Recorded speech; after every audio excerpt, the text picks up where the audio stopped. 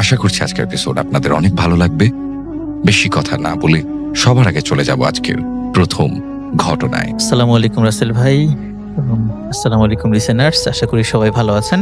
Simon, যে সুদানি নাগরিক, Simon Abdullah, ambulance চালক।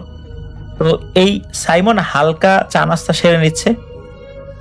তখন এই সাইমন আল জসিম নামক একটি গ্রামে ডিউটি দিচ্ছিল সন্ধ্যা 7টা থেকে। তো অ্যাম্বুলেন্সে দুজন ছিল, সাইমন আবদুল্লাহ এবং আরেকজন ফিলিপাইনের নাগরিক, তার নাম হচ্ছে ম্যাথিও ডি সুজা। তো এরা দুজনই কিন্তু ডাক্তার। তাদের কাছে কাতারের সবচেয়ে বড় সরকারি হসপিটাল হামাদ হসপিটাল থেকে একটা ফোন আসে। তাদেরকে বলা হয় তাদের লোকেশন কোথায়, মানে তারা কোথায় আছে। তো তারা জানায় ওরা হচ্ছে ওম আল জসিম নামক স্থানে। তো এরপর ওই হামাদ হসপিটাল থেকে তাদেরকে বলা হয় যে আস সিদ্রা নামক গ্রামে যাওয়ার জন্য। ওইখান থেকে মেডিকেল ইমার্জেন্সির জন্য কল করা হয়েছিল, একটা মুমূর্ষ প্রায় রোগী আছে, তাদেরকে নিয়ে আসতে হবে হসপিটালে। তো তারা যেহেতু কাছাকাছি আছে, এই জন্য ওই হামাদ হসপিটাল থেকে রোগীর জন্য কোনো হেলিকপ্টারের ব্যবস্থা করা হবে না। দ্রুত তারা যেন অ্যাম্বুলেন্সে করে ওই রোগীকে নিয়ে আসে আর কি। তো সাইমন আর দেরি না করে ওই সময় রওনা দেয় এই আসিদ্রা গ্রামের উদ্দেশ্যে। খুব তাড়াতাড়ি সেখানে তারা পৌঁছেও যায়, কারণ ওইদিকে রাস্তাঘাট ভালো ছিল। প্রায় 9টা বেজে গিয়েছিল, আর প্রায় 9টা বাজতেই তারা ওই গ্রামে প্রবেশ করে এবং ঠিকানা অনুযায়ী একটা পুরনো জীর্ণ শীর্ণ বাড়ির সামনে হাজির হয়। 2020 সালের দিকে এসেও এইরকম বাড়িতে মানুষ আছে, তাও কাতারের মতো জায়গা, একটা ধনী দেশে, এটা তারা কল্পনাও করতে পারেনি। বাড়িটার বর্ণনাটা এরকম যে কাঠের জানালা, বাড়িটা দোতলা, কিন্তু বাড়ির দরজাটা অনেকটাই নষ্ট হয়ে গেছে পোকা লেগে।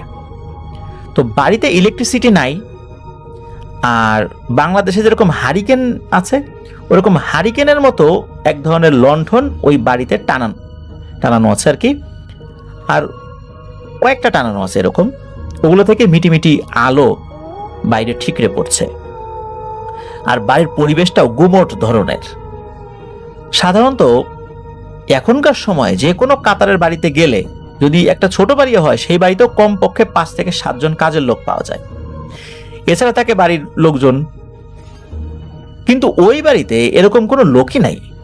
তারা বেশ কয়েকবার ডাকাডাকি করার পর সাদা জুব্বা পরা একজন লোক বাইরে বেরিয়ে আসে এই হারিকেনের মতো একটা লণ্ঠন নিয়ে, এবং সে বলে, আপনাদেরকে কখন কল করা হয়েছিল?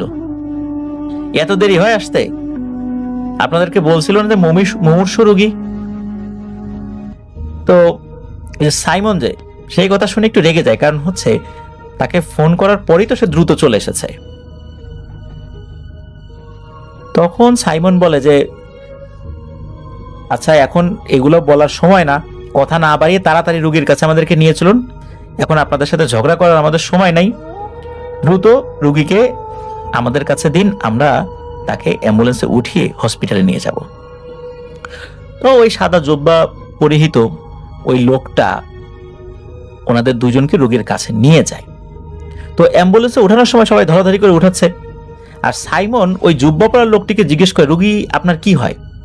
তো জুব্বা পরা লোকটি মুচকি হাসে আর বলে, রোগী তো রোগী আবার কি হইতে হবে? এমন তেরা কথা শুনে সাইমনের কিছুটা অবাক লাগে, রাগও হয়। তারপর অত শত চিন্তা না করে তারা তাড়াতাড়ি গাড়ি স্টার্ট দেয়, কারণ তাকে তো হসপিটালে পৌঁছাতে হবে, আর রোগী তো মুমূর্ষ। গাড়ি স্টার্ট দেওয়ার সময় এই যে ডিসুজাকে বসে, যাও তুমি পিছনে গিয়ে বসো, রোগীর সাথে যদি কোনো খারাপ অবস্থা হয় তাহলে অক্সিজেনের ব্যবস্থা করে দিও। এর ভিতরে সাইমন নিকটস্থ পুলিশ ক্যাম্পে কল করে এবং জানতে চায় রাস্তায় কোনো টহল পুলিশ আছে কিনা। তখন কন্ট্রোল রুম থেকে বলে সে যদি কাতারে দোহাতে যেতে চায় তাহলে যে কোনো সে যেন অফ রোডটা ব্যবহার করে। ওই রোডে টহল পুলিশ নাই, কিন্তু অ্যাম্বুলেন্স যেহেতু যাচ্ছে এই কারণে পুলিশ বলে দেয় যে তারা একটা টহল পুলিশের ব্যবস্থা করে দিবে। অফরোড ব্যবহার করার একমাত্র কারণ হচ্ছে প্রায় 2.5 ঘন্টার রাস্তা অফরোড দিয়ে গেলে ঘন্টা খানিকের মধ্যেই তারা ইন্ডাস্ট্রিয়াল এরিয়ার ভেতরে ঢুকে যেতে পারবে। তারপর এখান থেকে দোহা, মানে কাতারের রাজধানী দোহা। সিদ্রা গ্রাম থেকে বের হয়ে তারা চলে যায় আল গাফ নামক যে জায়গাটা আছে, সেই আল গাফের উদ্দেশ্যে। আর আল গাফ হচ্ছে সেই গ্রাম যে গ্রামের ঘটনা আমরা এই ঘটনার শুরুতে আমরা বলেছি প্রিয় লিসেনার্স, এই যে নাইজেরিয়ান যে 4 জন ব্যক্তি আর কি, তারা পিকনিক করতে গিয়েছিল। রাত তখন 9টা বা পৌনে 10টার মতো। তো গাড়ি ছুটে চলছে ওই অফ রোড দিয়ে। অ্যাম্বুলেন্সের পিছনে ওই মুমূর্ষু রোগীর পাশে বসা এই যে ডিসুজা আর ওই জুব্বা পরা লোকটির ভেতরে হালকা কথোপকথন শুরু হয়, যেমন কোথায় থাকেন, রুগী আপনার কি হয়, এত পুরনো বাড়িতে আপনারা কি করে আছেন, শহরের দিকে থাকেন না কেন, রুগীর কি হয়েছে, এই সমস্ত কথাবার্তা। এক পর্যায়ে ওই জুব্বা পরা লোকটি ওই ডিসুজাকে বলে, রুগী এত বেশিক্ষণ বাঁচবে না, সুতরাং তোরা ওকে আর নিয়ে বেশি দূর যাস না, ও মরে গেলে লাশটা আমাকে দিয়ে দিস, ওর ওই মরা বডিটা হসপিটালে নিয়ে যাওয়ার দরকারটা কি, আমার কাছে দিয়ে দিস, তোদেরকে আর কষ্ট করে এত দূর যেতে হবে না, আবার লাশ নিয়ে তো আমাদের এখানে আসতে হবে, তোদেরকে দিয়ে যেতে হবে, তোদের এই কষ্ট করার দরকার কি। এই ম্যাথিউ ডিসুজা এই লোকটির কথা শুনে অবাক হয়ে যায় এবং বলে, বাড়ির লোক, পরিবারের কোন লোক মুমূর্ষু অবস্থায় থাকলে তার মৃত্যুর কথা এভাবে কেউ বলতে পারে? এই লোকটা কি মানুষ না অন্য কিছু? এই চিন্তা করে ওই লোকটাকে সে সুন্দর করে না করে দেয়, বলে, না, এভাবে আমাদের নিয়ম না, আমরা এভাবে কোনো কাজ করি না, আমরা কোনো ব্যক্তিকে ওঠানোর পর যদি সে মারাও যায় আমরা হসপিটালে নেই, এন্ট্রি করাই, তারপরে আবার তার পরিবারের কাছে লাশটিকে বুঝিয়ে দেই, এইভাবে আমরা প্রতিমধ্যে থেকে কোনো লাশকে নামাই না। তো যদি নামাতেই হয় এই রোগীকে হসপিটালে গিয়ে নামো, যদি প্রতিমধ্যে সে মরেও যায়, আপনাকে নিয়ম মেনে এই রোগীকে নিয়ে আসতে হবে। এই কথা শুনে ওই জুব্বাপার লোকটি এই ম্যাথিউ ডিসুজার উপর প্রচন্ড ক্ষিপ্ত হয় এবং বলতে থাকে, আমার রোগী আমি নিয়ে যাবো, এ বেটা তোদের সমস্যা কি রে? তখন আবার ম্যাথিউ ডিসুজা সে বলে যে, দেখেন, এখানে রাগারাগি চিল্লাচিল্লি করার বিষয় না, এখানে নিয়মের বিষয়, আমাকে আমার ডিউটি পালন করতে হবে। আমার সিনিয়র সামনে আছে, উনিও ডাক্তার, উনি অ্যাম্বুলেন্স চালাচ্ছেন, আপনার যদি কিছু বলতে হয় ওর সাথে কথা বলেন, আমার সাথে আপনার কোনো কথা বলার দরকার নেই। আর আপনি যদি এরপরে হই হট্টগোল করেন তাহলে কিন্তু আমরা পুলিশ ডাকবো। তো ওই জুব্বা পরা লোকটি সাইমন যে সামনে ছিল তাকে ডাকে এবং বলে যায়, গাড়ি থামাও। বারবার যখন পেছন থেকে টোকা দিচ্ছিল তখন কিন্তু ওই ড্রাইভিং সিটে বসে ওই পেছনে একটা কাজ থাকে, ওই কাজটা সরিয়ে পেছনের লোকদের সাথে কথা বলা যায়। তখন ওই সাইমন বলে যে, কি হয়েছে? তখন ওই একই কথা বলে ওই জুব্বা পরা লোকটি, যে এই রোগী আর বেশিক্ষণ বাঁচবে না, এই রোগী যেখানে মারা যাবে ওইখানেই আমার কাছে হস্তান্তর কর, তোরা চলে যা এখান থেকে, ভাগ তাড়াতাড়ি, নাহলে কিন্তু তোদের খবর আছে। আমি এই রোগী আমার মতো করে নিয়ে যাব, তোদের আর কষ্ট করে এদিকে আসতে হবে না। সাইমন ডাক্তার, ওখানে কিন্তু ডাক্তাররা অ্যাম্বুলেন্স চালায়, এই অর্থে কিন্তু আমরা বলেছি অ্যাম্বুলেন্স চালক আর কি, ওখানে সবাই গাড়ি চালাতে পারে। তো সাইমন এই কথা শুনে ওই জুব্বা লোকটার উপর প্রচন্ড রাগ করে এবং সে তো তার মতো করে, এই সকল কথোপকথন কিন্তু আরবিতে হচ্ছিল গাড়ির এখানে, তো সে তার মতো করে ধমক দিতে শুরু করে আর কি। ওই জুব্বা লোকটাও ধমক দিতে শুরু করে, সাইমনও রেগে যায় যে এই কথা কেউ বলে নাকি, বারবার তাকে বোঝানো হচ্ছে সে এই জায়গার নামলে সেই রুগী নিয়ে যাবে কিভাবে, আর মনে হচ্ছে সে এই লাশ, মানে এই রুগীটা মরে যাওয়ার অপেক্ষাতেই আছে, কোনো মানে মায়া মহব্বত নাই। এতে করে এই দুইজন, মানে ম্যাথিউ ডিসুজা এবং সাইমন আব্দুল্লাহ, এরা ক্ষিপ্ত হয়েছিল ওই লোকটার উপরে আর কি। তো ওরা তো ওদের মতো করে একে অন্যকে বকাঝকা করছে আর কি। একটা পর্যায়ে ওই জুব্বা লোকটা বলে যায়, গাড়ি থামা, বের হয় গাড়ি থেকে।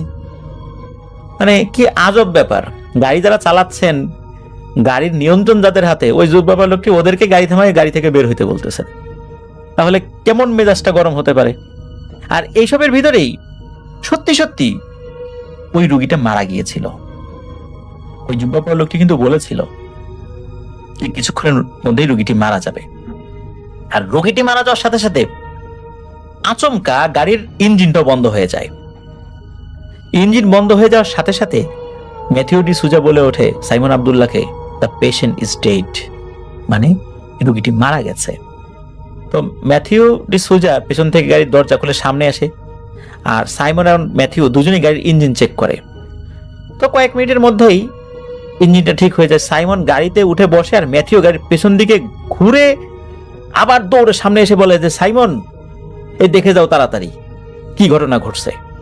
তো সাইমন তো দ্রুত নেমে আসে, এসে দেখে রুগীও নাই, রুগীর সাথে জুব্বা পরা লোকটি ছিল সেও নাই।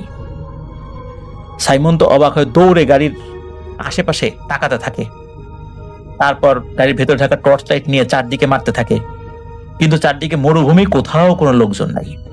এমনকি গাড়ির পাশ থেকে যে কোনো পায়ের ছাপ দেখা যাবে, কোনো পায়ের ছাপও নাই। তখনই তারা বুঝতে পারলো অন্যরকম কিছু একটা হতে যাচ্ছে।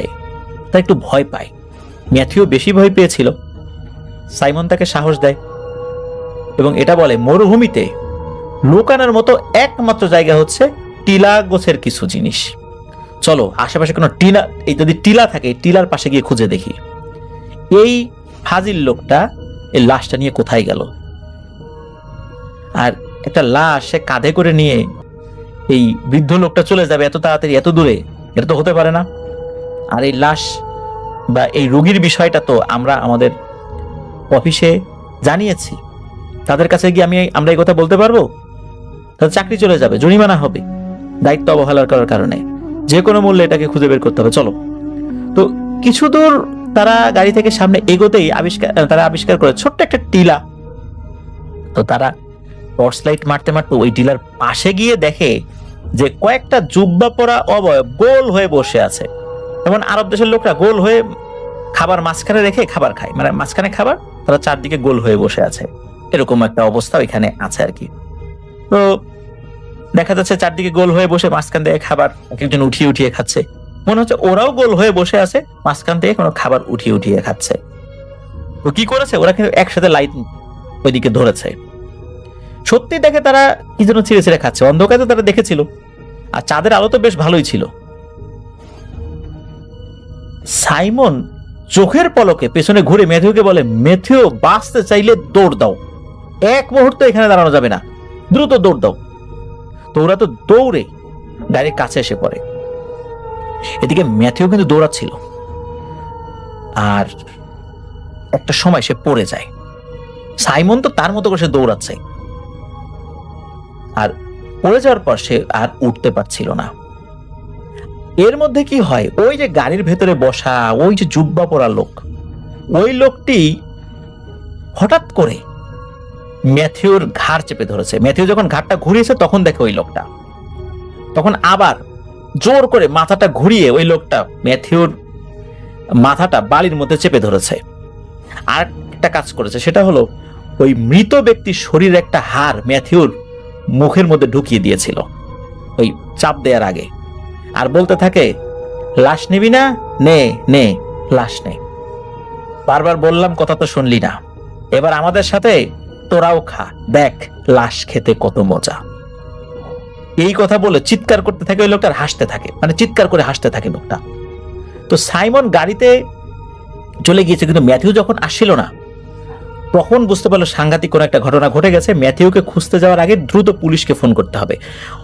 সাইমন তাড়াতাড়ি পুলিশকে ফোন করে, পুলিশের কাছে হেল্প চাই এবং তারা এই মুহূর্তে কোথায় আছে গুগল ম্যাপের লোকেশন দেখে তারা বলে দেয় যে পুলিশ কোথায় আছে, পুলিশের অবস্থানটা কোথায়, মানে নিকটস্থ পুলিশ ফাঁড়ি বা ক্যাম্প কোথায়, আর তাদের অবস্থানটা কত দূরে, কোন দিকে কোন ডিরেকশনে আছে, এটাও তারা বলে দেয় দ্রুত। তো পুলিশ তাদের অবস্থান ট্র্যাক করতে করতে চলে আসে। তো পুলিশ দুটো গাড়ি নিয়ে চলে এসেছিল খুব অল্প সময়ের মধ্যেই। তো পুলিশ যখন আসে, সাইমনের কথা মতো পুলিশ সাইমনকে সাথে নিয়ে ওই টিলার কাছে যায়। তো ওখান থেকে আবিষ্কৃত হয় অর্ধগলিত ছিঁড়ে খাওয়া একটা রোগীর লাশ। ওরা দেখে বুঝতে পারে যে এই রোগীটাকেই তারা এই অ্যাম্বুলেন্সে করে নিয়ে এসেছিল। তারপর তারা ম্যাথিউকে খুঁজতে থাকে। ম্যাথিউকে বেশ খানিকটা দূরে অচেতন অবস্থায় পাওয়া যায়, শরীরে খামচির দাগ, আর মুখের ভিতরে ঢুকিয়ে দেয় একটা হাড়, একটা কাঁচা হাড়, যেটার সাথে রক্ত বালি এগুলো লেগেছিল আর কি, মরুভূমির বালি। তো দ্রুত ম্যাথিউকে ওখান থেকে ওঠানো হয়, আর ওই যে বডিটা, ওই বডিটাও ওখান থেকে তোলা হয়। তারপর অ্যাম্বুলেন্সের সামনে একটা পুলিশের গাড়ি, পেছনে একটা পুলিশের গাড়ি, এইভাবে অ্যাম্বুলেন্সটাকে হসপিটালে নিয়ে আসা হয়। সাইরেন বাজিয়ে দ্রুত সেটা নিয়ে আসা হয়েছিল। এই যে নিয়ে এসে যখন যাচ্ছিল, তখন তারা দেখতে পায় মরুভূমির মধ্যে একটা প্রাইভেট কার পড়ে আছে। এইদিকে পুলিশের গাড়ি, আবার অ্যাম্বুলেন্স। তারা যখন এই প্রাইভেট কারের কাছ দিয়ে যাচ্ছিল, তখন ওই পুলিশরা বলছিল যে আচ্ছা, করোনার এই সময় কেউ তো বাইরে বের হওয়ার কথা না, এখানে গাড়িটা আসলো কিভাবে, কোনো লোক বিপদে পড়লো না তো? ওইখানে পুলিশের গাড়ি থামে, অ্যাম্বুলেন্সও থামে। তারা দ্রুত যখন গাড়ি থেকে নেমে এসেছে, তখন তো একটা দেখে যে একটা তাঁবু টানানো, তাঁবুটা আগুনে ঝলসে গেছে। তারপর যে একটা মুরগি গ্রিল করা হচ্ছিল, সেখানে জ্বলন্ত কয়লা অনেকটাই নিভে গেছে। ওই কয়লার মধ্যে আবার একজনের হাত ঢোকানো, হাতটা পুড়ে গেছে, অনেকটাই ঝলসে গেছে আর কি, কিন্তু সেও অজ্ঞান হয়ে আছে। আর একজনের মুখ অর্ধেকেরও বেশি ঝলসে গেছে, এছাড়া শরীরে অন্য কোনো জায়গায় কোনো ক্ষতি হয়নি। তো 3 জন ব্যক্তিকে ওইখান থেকে আবিষ্কার করে। আর একজনের দেহ অবিকৃতই ছিল, মানে কোনো সমস্যা হয়নি, তবে 3 জনের কেউই মারা যায়নি। আল্লাহর অশেষ রহমতে তারা মারা যায়নি, কিন্তু অজ্ঞান অবস্থায় ছিল। আরেকজনকে তো আর খুঁজে পাওয়া যায়নি। এখন এদেরকে নেওয়ার জন্য আরো একটা অ্যাম্বুলেন্সকে দ্রুত কল করা হয়। আর একটা পুলিশের গ্রুপ আসে, যে ওরা বুঝতে পেরেছিল যে এখানে 4 জন ব্যক্তি ছিল। ওখানকার বিভিন্ন আলামত দেখে বুঝতে পেরেছিল এখানে 4 জন ব্যক্তি এসেছিল, 3 জন আছে আর একজন নাই। তো তারা আর একজন ব্যক্তিকে খুঁজতে থাকে। খুঁজতে খুঁজতে অবশ্য কিছুক্ষণের মধ্যে পেয়ে যায়। সেটাও অচেতন অবস্থায় পায় ওই দেহটাকে। এটা হচ্ছে বেন। বেন তো দৌড়াতে দৌড়াতে চলে গিয়েছিল, আমরা ঘটনা শুরুতে বলেছি। এটা হলো সেই বেনের দেহ। তো যাই হোক, প্রাথমিক চিকিৎসার মাধ্যমে বেনের জ্ঞান যখন ফেরত আসে, তখন বেন শুরু থেকে শেষ পর্যন্ত সবকিছু খুলে বলে। এদিকে সাইমন অদ্ভুত এই ঘটনা শুনে সে নিজেও বলে যে তাদের সাথে কি ঘটনা ঘটেছিল। এতক্ষণ তো আসলে কথা বলার মতো কোনো সুযোগ হয়নি। তারপর বেন যখন বলে যে পালকির মতো কিছু একটা এদিকে এসেছিল, এই কথা শুনে পুলিশরা আশেপাশে খুঁজতে থাকে যে সত্যি এরকম কিছু এখানে এসেছিল কিনা। দেখা যায় পালকির চাকার দাগের মতো একটা দাগ তারা দেখেছিল। আরো একটা ব্যাপার হলো, পুলিশ ওই জায়গাতে আবিষ্কার করে 2টো উটের পা, কিন্তু এই পাগুলি 3টা করে, সামনের দিকে 2টো আর পিছনে একটা। মানে প্রথমে 2টো দেখে মনে করেছিল যে এটা সামনে, মানে 2টো পা থেকে, পরে দেখে যে না, আর একটা, তার মানে একটা উটের 3টা পা। এটা কিভাবে হয়? আর 2টো উট ছিল, ওরা বলেছিল হ্যাঁ 2টো উটই মনে হয়েছিল, কারণ ওখানে 6টা পা দেখা গিয়েছিল, 6টা পায়ের ছাপ। আর প্রত্যেকটা পা একটা থেকে আর একটা দূরত্ব 5 থেকে 7 ফিট দূরে। উটের পা কি 5 থেকে 7 ফিট দূরে হয়? নিশ্চয়ই না, আর কাছাকাছি হয় আর কি। তো এই দাগগুলো কিন্তু খুব বেশি দূর যায়নি, অল্প কয়েক মিটার দূরে গিয়ে নিশ্চিহ্ন হয়ে গেছে। আর উটের পাগুলোর পেছনে চিকন একটা লাইন, মনে হচ্ছে মরুভূমি থেকে বালুর উপর দিয়ে কোনো কিছু পাতলা যদি সোজাভাবে টেনে আনা হয়, তখন বালুর উপর যেভাবে হালকা আস্তরণ পড়বে, ঠিক ওই ধরনের দাগ। সেটাও কিন্তু অল্প একটু, মানে সামনেও কিছু নাই, পেছন দিকে কিছু নাই, মাঝখানে কিছু একটা জায়গায় ওরকম দাগটা পাওয়া যায়। উটের পার দাগও ওইরকমই, মানে ওরা যে দীর্ঘ সময় ধরে হেঁটেছে বিষয় এরকম না, হঠাৎ করে এরা উদ্ভব হয়েছে, আবার হঠাৎ করে গায়েব হয়ে গেছে। তো যাই হোক, আসলে এই ঘটনাটা কেন হয়েছিল, কিভাবে হয়েছিল, কেউ কিছু বলতে পারে না। তবে ওই যে এই বাড়িটা, ওই বাড়িটায় পরে তল্লাশি করা হয়, জানা যায় যে ওই বাড়িতে একজন মুমূর্ষু ব্যক্তি ছিল, এটা সত্য। ওই মুমূর্ষু ব্যক্তিটাই কল করেছিল, কিন্তু কল করার পর সে অজ্ঞান হয়ে যায়। এরপরে ওই অ্যাম্বুলেন্স যখন যায়, তখন একজন ব্যক্তি ওখান থেকে বের হয়ে আসে, রোগীকে নিয়ে যাওয়ার কথা বলে, সেও সাথে আসে, কিন্তু ওই ব্যক্তিটাকে কেউ বলতে পারে না। আসলে ওইখানে মানুষজন ছিলেন, ওই বাড়িতে একজন ব্যক্তি থাকতেন, উনি অসুস্থ হয়ে কল করেছিলেন খুব মুমূর্ষু অবস্থায়। ওই ব্যক্তিটা কোথা থেকে এলো ধারণা করা হয় ওটা হচ্ছে মরুভূমির মানুষ খেকো জিন। সে ওই লাশটাকে খাওয়ার জন্য চলে এসেছিল, কিন্তু যেহেতু অ্যাম্বুলেন্স চলে এসেছে, লোকজন ওটাকে নিয়ে যাবে, ওই সময় সে এরকম সেজে ওই অ্যাম্বুলেন্সে উঠেছিল। এরকমটাই অনেকে মনে করে আর কি, নির্দিষ্ট করে কিছু বলা যায় না, আর ওই নাইজেরিয়ান 4 জন ভদ্রলোকের সাথে এই ধরনের ঘটনা কেন ঘটলো? অনেকে ধারণা করে যে মরুভূমির ভেতরে তারা যাচ্ছিল, ওই সময় করোনার সময় ছিল, আশেপাশের লোকজন তো কেউ ছিল না, তো যার কারণে হয়তো বা কোনো একটা কারণে দিনের বেলা থেকেই ওদের পেছনে কোনো পিশাচ শ্রেণীর জিন পড়ে গিয়েছিল। ওদেরও কোনো ভুল থাকতে পারে, কিন্তু সেটা কি ভুল ছিল এটাও নিশ্চিতভাবে কিছু বলা যায় না। ওদের কাছ থেকে ঘটনা যতটুকু শুনেছিল সেই অনুযায়ী মূলত এই যে সাইমন আব্দুল্লাহ উনি বলতে পেরেছিলেন। তো এভাবেই এই ঘটনাটি সংগ্রহ করেছিলেন আমাদের রাসেল আহমেদ সরকার ভাই। অসংখ্য ধন্যবাদ রাসেল ভাইকে, চমৎকার একটি ঘটনা আমাদের সাথে শেয়ার করেছেন। আশা করছি কাতারের এই ঘটনাটিও প্রিয় লিসেনার্স আপনাদের কাছে ভালো লেগেছে। আর ভালো লাগলে আমাদের চ্যানেল সাবস্ক্রাইব করতে কিন্তু ভুলবেন না, লাইক বাটনটা অবশ্যই প্রেস করে দিবেন।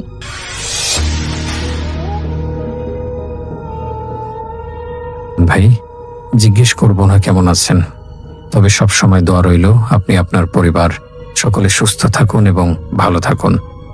আমার নাম মোহাম্মদ আফতাব হোসেন ভাই, আমি থাকি ঢাকায়। আজ আপনাকে খুব চমৎকার একটি ঘটনা লিখে পাঠাচ্ছি। যেহেতু এটা জানুয়ারি মাস চলছে, শীতের সময়, এই শীতের মধ্যে আমি একটা এমন ঘটনা নিয়ে এসেছি যা শ্রোতাদের খুবই পছন্দ হবে বলে মনে করি। ঘটনাটি ঘটেছিল শীতের সময়, আর ঘটনাটি হলো অ্যাম্বুলেন্স সংগঠিত, বলতে পারেন শীতের রাতের অ্যাম্বুলেন্স। যাই হোক, ঘটনাটি ঘটেছিল আমার বন্ধুর সাথে। তো যার সাথে ঘটনাটি ঘটেছিল তার নাম রাজু। সে পেশায় একজন অ্যাম্বুলেন্স ড্রাইভার, কিন্তু আপনার নিয়মিত একজন শ্রোতা। আর আমি এর আগে কখনো কোথাও ঘটনা লিখে পাঠাইনি। শীতের সেই রাতটা আজও আমার বুকের ভেতর একটা ঠান্ডা শ্বাস ফেলে যায়। মাঝে মধ্যে ঘুমের ঘোরে আমি সেই কনকনে বাতাসের স্পর্শ পাই আর ধরফর করে উঠে বসি। আমি রাজু, পেশায় আমি চালক। জীবনের অনেকটা সময় আমি হাইওয়ের ওপর ট্রাক চালিয়ে কাটিয়েছি। রাতের পর রাত জাগা, পথের ধুলো আর ইঞ্জিনের শব্দ, এসবই ছিল আমার সঙ্গী। কিন্তু সেই রাতে আমি ট্রাক চালাচ্ছিলাম না। পেটের দায়ে বা হয়তো কপালের ফেরে আমি তখন একটা হাসপাতালের অ্যাম্বুলেন্স চালাতাম। আর আমার ঠিক পেছনে একটা স্ট্রেচারের ওপর শুয়েছিল একটা মধ্যবয়স্ক পুরুষের লাশ, সাদা কাপড়ে আপাদমস্তক ঢাকা, নিথর, একেবারে ঠান্ডা। রাত তখন সম্ভবত 2টো কিংবা 2:30। হাইওয়েটা ছিল অদ্ভুত রকমের ফাঁকা। শীতের রাত, তাই রাস্তাঘাটে লোকজন নেই বললেই চলে। কিন্তু সেদিনকার নির্জনতা ছিল অন্যরকম।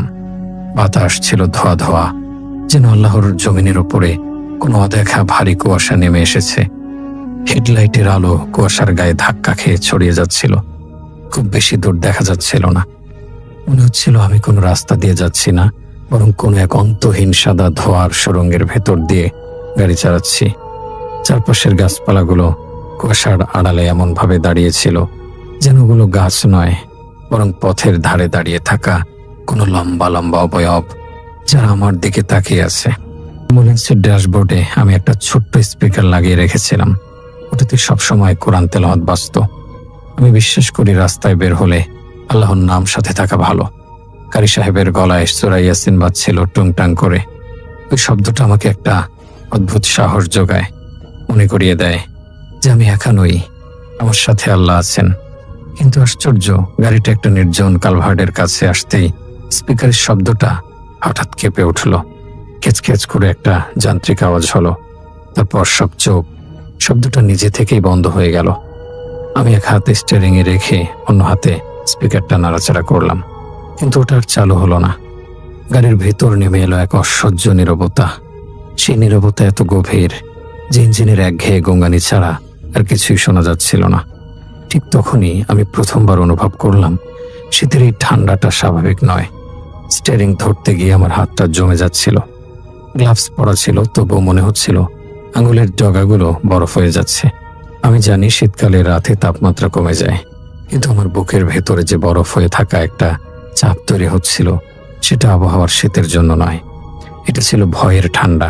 মনে হচ্ছিল গাড়ির পেছনের কেবিন থেকে, ঠিক যেখানে লাশটা শুয়ে আছে, সেখান থেকে একটা হিমশীতল বাতাস এসে আমার ঘাড়ে নিঃশ্বাস ফেলছে।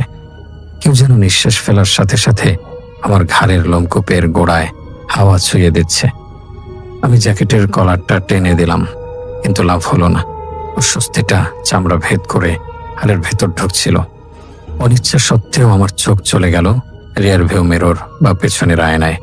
অ্যাম্বুলেন্সের পেছনের অংশটা চালকের আসন থেকে একটা কাচের পার্টিশন দিয়ে আলাদা করা, কিন্তু ওটা স্বচ্ছ। আয়নায় চোখ পড়তেই আমার বুকটা ধক করে উঠল। হঠাৎ মনে হলো লাশের উপরের সাদা কাপড়টা নড়ে উঠেছে, খুব সামান্য কিন্তু নড়েছে। আমার হৃদস্পন্দন বেড়ে গেল। আমি ভালো করে তাকালাম, না, সব তো ঠিকই আছে। লাশ যেমন ছিল তেমনই পড়ে আছে। স্ট্রেচারের বেল্ট দিয়ে ওটা শক্ত করে বাঁধা, নড়ার কোনো প্রশ্নই আসে না। আমি চোখ মুছে আবার তাকালাম, সব আগের মতো। আমি নিজেকেই ধমক দিলাম, রাজু, তুই বেশি ভাবছিস, ওটা রাস্তার ঝাঁকুনি হবে।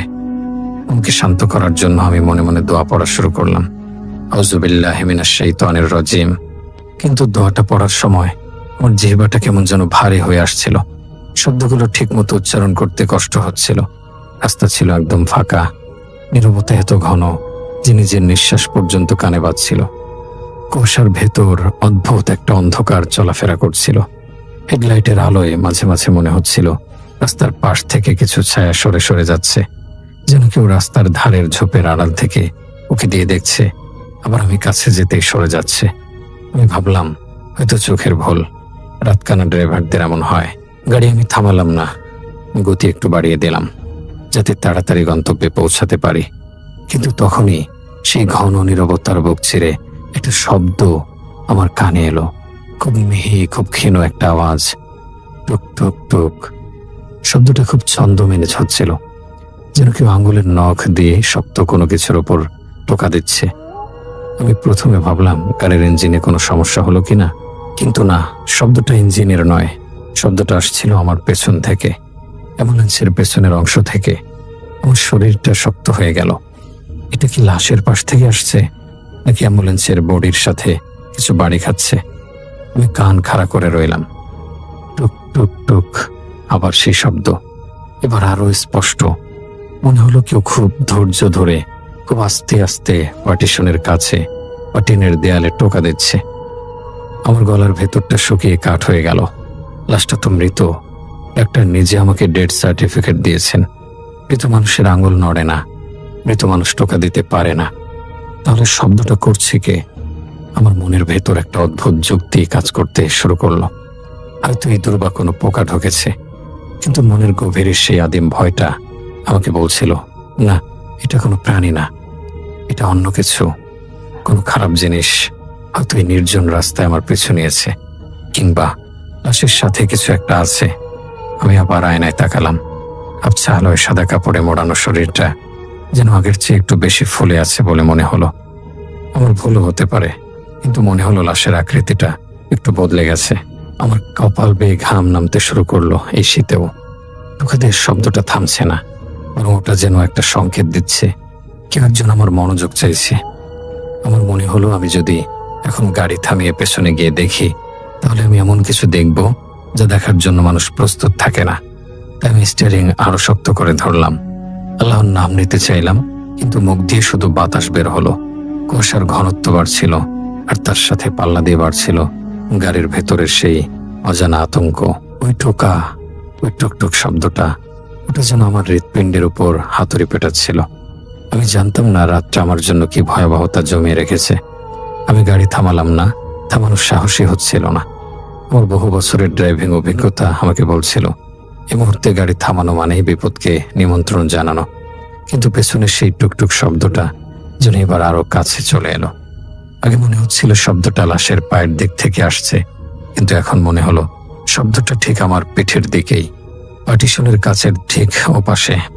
যেন কেউ খুব ধীরে, খুব নিয়ম করে অ্যাম্বুলেন্সের দেয়ালে আঙ্গুল বলিয়ে দিচ্ছে, আর মাঝে মাঝে টোকা দিচ্ছে। আমার মনে হলো পেছনের সিটে কেউ বসে আছে, কিন্তু আমি তো নিশ্চিত আমি একাই উঠেছিলাম, আর পেছনে শুধু ওই লাশটা। তাহলে কি আঙ্গুল বলাচ্ছে? হঠাৎ একটা ঠান্ডা স্রোত চলে গেল আমার মেরুদণ্ড বেয়ে। মনে হলো আমার পিঠের দিকের জামাটা কেউ বরফ দিয়ে ঘষে দিচ্ছে। আমি ভাবলাম ভয় পেয়ে ভুল শুনছি, হয়তো গাড়ির কোনো লুজ পার্টস নড়ছে। নিজেকে সান্ত্বনা দেওয়ার জন্য আমি জোরে একটা শ্বাস নিলাম, কিন্তু সেই শ্বাসটা আমার গলার কাছে আটকে গেল। পেছনের আয়নায় চোখ রাখতে না রাখতেই আমি যা দেখলাম তাতে আমার রক্ত পানি হয়ে গেল।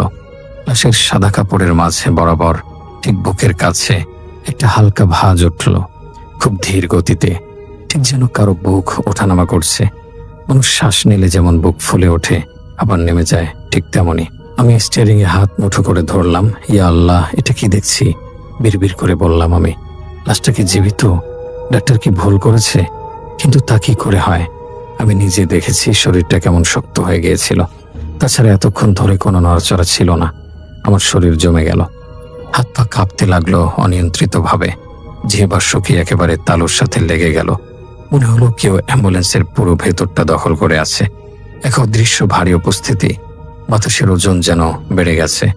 মনে হচ্ছিল পেছনের ওই বদ্ধ জায়গাটাতে শুধু লাশ নেই, লাশের চেয়েও ভারী, লাশের চেয়েও পুরনো এবং ভয়ঙ্কর কিছু একটা আছে। আর সেই উপস্থিতি আমার দিকে তাকিয়ে আছে। আমি তাকে দেখতে পাচ্ছি না, কিন্তু সে আমাকে দেখছে। আমার নড়াচড়া, আমার ভয়, আমার প্রতিটি শ্বাস সে গুনছে। কিছুক্ষণ পর কাপড়টা আবার নড়ল। এবার আমি নিশ্চিত দেখলাম চোখের ভুল হতে পারে না।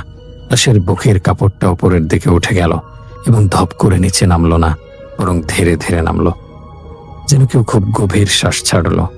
আমি আর তাকাতে পারছিলাম না, কিন্তু চোখ সরাতেও পারছিলাম না। আমার ঠোঁট নিজে নিজে দোয়া পড়তে লাগলো। আল্লাহু লা ইলাহা ইল্লা হুয়াল হাইয়ুল কাইয়ুম।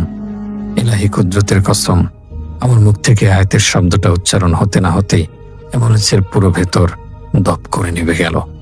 ড্যাশবোর্ডের আলো, স্পিডোমিটারের কাটার আলো, এমনকি বাইরের হেডলাইট পর্যন্ত সব একসাথে নিভে গেল। গাড়িটা একটা প্রবল ঝাঁকুনি দিল, যেন বিশাল কোনো হাত সামনে থেকে গাড়িটাকে ধাক্কা দিয়েছে। হেডলাইট পর্যন্ত কেঁপে উঠল এবং তারপর দপ করে অন্ধকার। চারপাশে শুধু অন্ধকার, নিখোশ কালো অন্ধকার। বাইরে কুয়াশা থাকায় চাঁদ বা তারার কোনো আলো আসছিল না। আমি অন্ধের মতো স্টিয়ারিং ধরে বসে রইলাম। গাড়িটা গড়িয়ে গড়িয়ে কিছুটা এগিয়ে থেমে গেল। আমি চাবি ঘোরালাম, কিন্তু ইঞ্জিনে কোনো সাড়া নেই, সব মরে গেছে। গাড়ির এই যান্ত্রিক মৃত্যু আমাকে বুঝিয়ে দিল এটা সাধারণ কোনো যান্ত্রিক গোলযোগ নয়। সেই অন্ধকারের মধ্যে আমি অনুভব করলাম আমার পেছনের পার্টিশনের কাচের ওপাশে কিছু একটা নড়ছে। লাশের পাশের ছায়ার মতো একটা অবয়ব ধীরে ধীরে মাথা তুলছে। আমি অন্ধকারের পরিষ্কার দেখতে পাচ্ছিলাম না, শুধু ঘন কালো একটা আকৃতি আন্দাজ করতে পারছিলাম। আমি অনুভব করছিলাম, দেখছিলাম না, কিন্তু আমার ষষ্ঠ ইন্দ্রিয় নিশ্চিত জানতো কিছু একটা আছে, এমন কিছু যা এই পৃথিবীর মাটির তৈরি নয়। তখন মনে হলো সেই টোকা দেওয়ার শব্দটা থেমে গেছে, সেই টুকটুক আওয়াজ আর নেই। কিন্তু এবার অন্য কিছু শুরু হলো, খুব ধীর নিঃশ্বাসের মতো শব্দ। হু হু। শব্দটা ভেজা, যেন ফুসফুসে পানি জমে থাকলে মানুষ যেমন কষ্ট করে শ্বাস নেয়, তেমন। শব্দটা আমার কানের খুব কাছে মনে হলো, যদিও মাঝখানে কাচের দেয়াল। মনে হলো ওই কাচের দেয়ালটা আসলে নেই, অথবা ওই জিনিসটার জন্য কোনো বাধা নয়। শ্বাস ফেলার শব্দটা এত ভারী ছিল যে মনে হচ্ছিল অ্যাম্বুলেন্সের ভেতরের বাতাস কমে আসছে। আমার দম বন্ধ হয়ে আসছিল। আমি বুঝে গেছিলাম এটা মানুষ না, এটা কোনো সাধারণ লাশও না। লাশের সাথে যে খারাপ জিনিস ভর করে থাকে, এটা তাই। আর এটা আমাকে ছেড়ে দেবে কিনা তা আমি জানতাম না। আমি শুধু জানতাম আমি এখন এক ভয়ানক বিপদের মুখে। আল্লাহ ছাড়া আমাকে রক্ষা করার কেউ নেই। কিন্তু আমার গলা দিয়ে কোনো শব্দ বের হচ্ছিল না, যেন কেউ আমার গলার নলি চেপে ধরে রেখেছে। সে অন্ধকার আর কুয়াশার মধ্যে আমি একা, আর আমার পেছনে জেগে উঠেছে এক অজানা আতঙ্ক।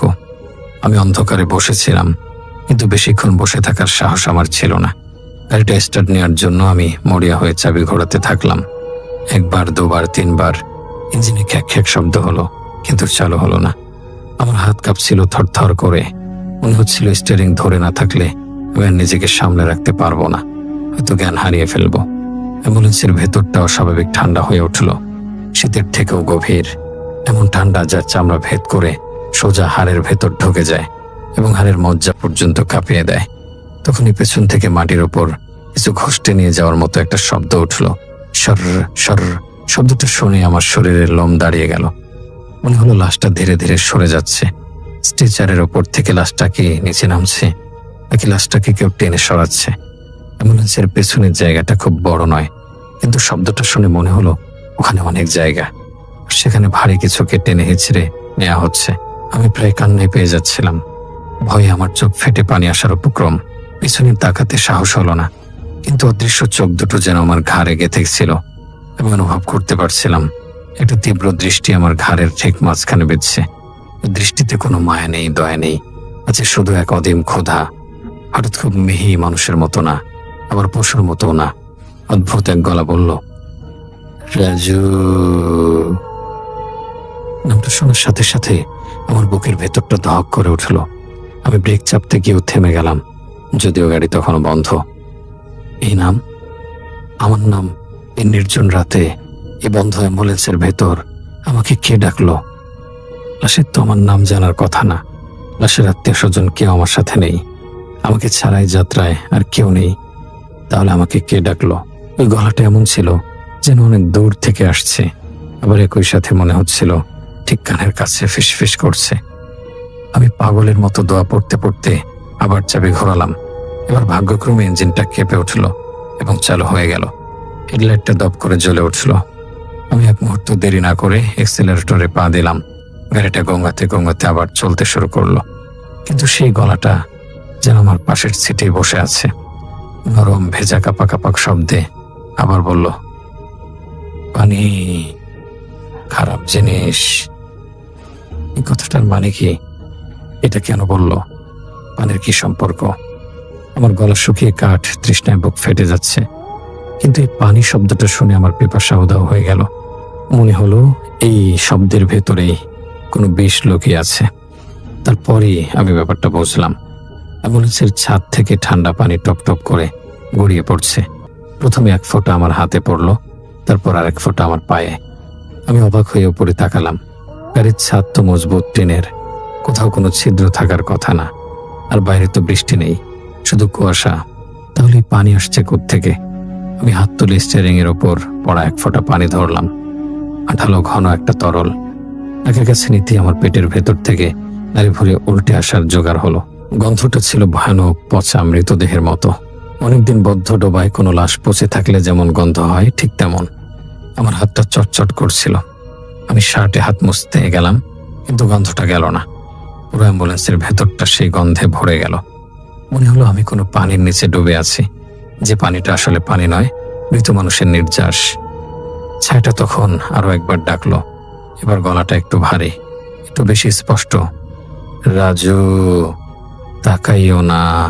এই নিষেধের ভেতরে ছিল আসল আমন্ত্রণ।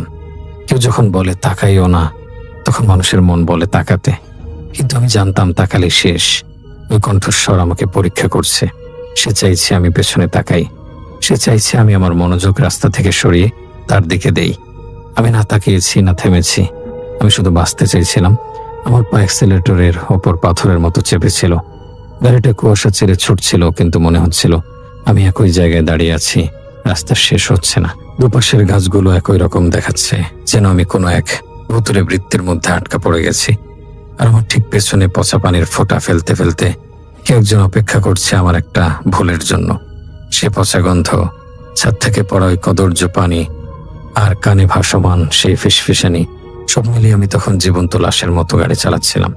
অ্যাম্বুলেন্সের ছাদ থেকে পানি ঝরছে, কিন্তু সেটা যে সাধারণ পানি না, তা আমি হাড়ে মজ্জায় টের পাচ্ছিলাম।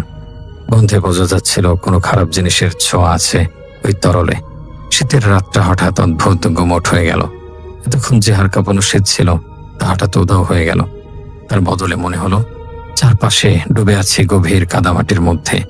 বাতাস ভারী, নিঃশ্বাস নিতে কষ্ট হচ্ছে। মনে হচ্ছে বাতাসের বদলে আমি কাদা গেলছি। আমার গাড়ির গতি তখন অনেক বেশি। আমি চাইছিলাম যত দ্রুত সম্ভব কোনো লোকালয়ে পৌঁছাতে, অদ্ভুত কোনো মসজিদের আলো দেখতে, কিন্তু রাস্তাটা যেন আমাকে ছাড়ছিল না। আমি জানালার পাশে চোখ রাখতেই দেখলাম এক কালো অবয়ব ছুটে ছুটে আমার সঙ্গে সমান্তরালে চলছে। প্রথমে ভাবলাম কোনো গাছের ছায়া, কিন্তু গাড়ি যত জোরে চলুক, গাছের ছায়া তো সাথে সাথে দৌড়ায় না। ভালো করে তাকাতেই আমার রক্তহীন হয়ে গেল। ওই অবয়বটার কোনো পা নেই, শুধু শরীর, একটা লম্বা পিচ্ছিল কাঁটাযুক্ত ছায়া।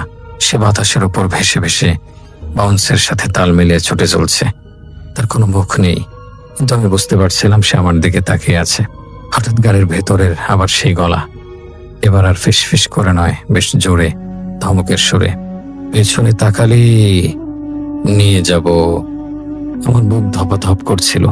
আমি তো পেছনে তাকাচ্ছিলাম না, আমি তাকাচ্ছিলাম পাশে। কিন্তু বুঝলো কিভাবে? তার মানে সে আমার মনের কথা পড়তে পারছে।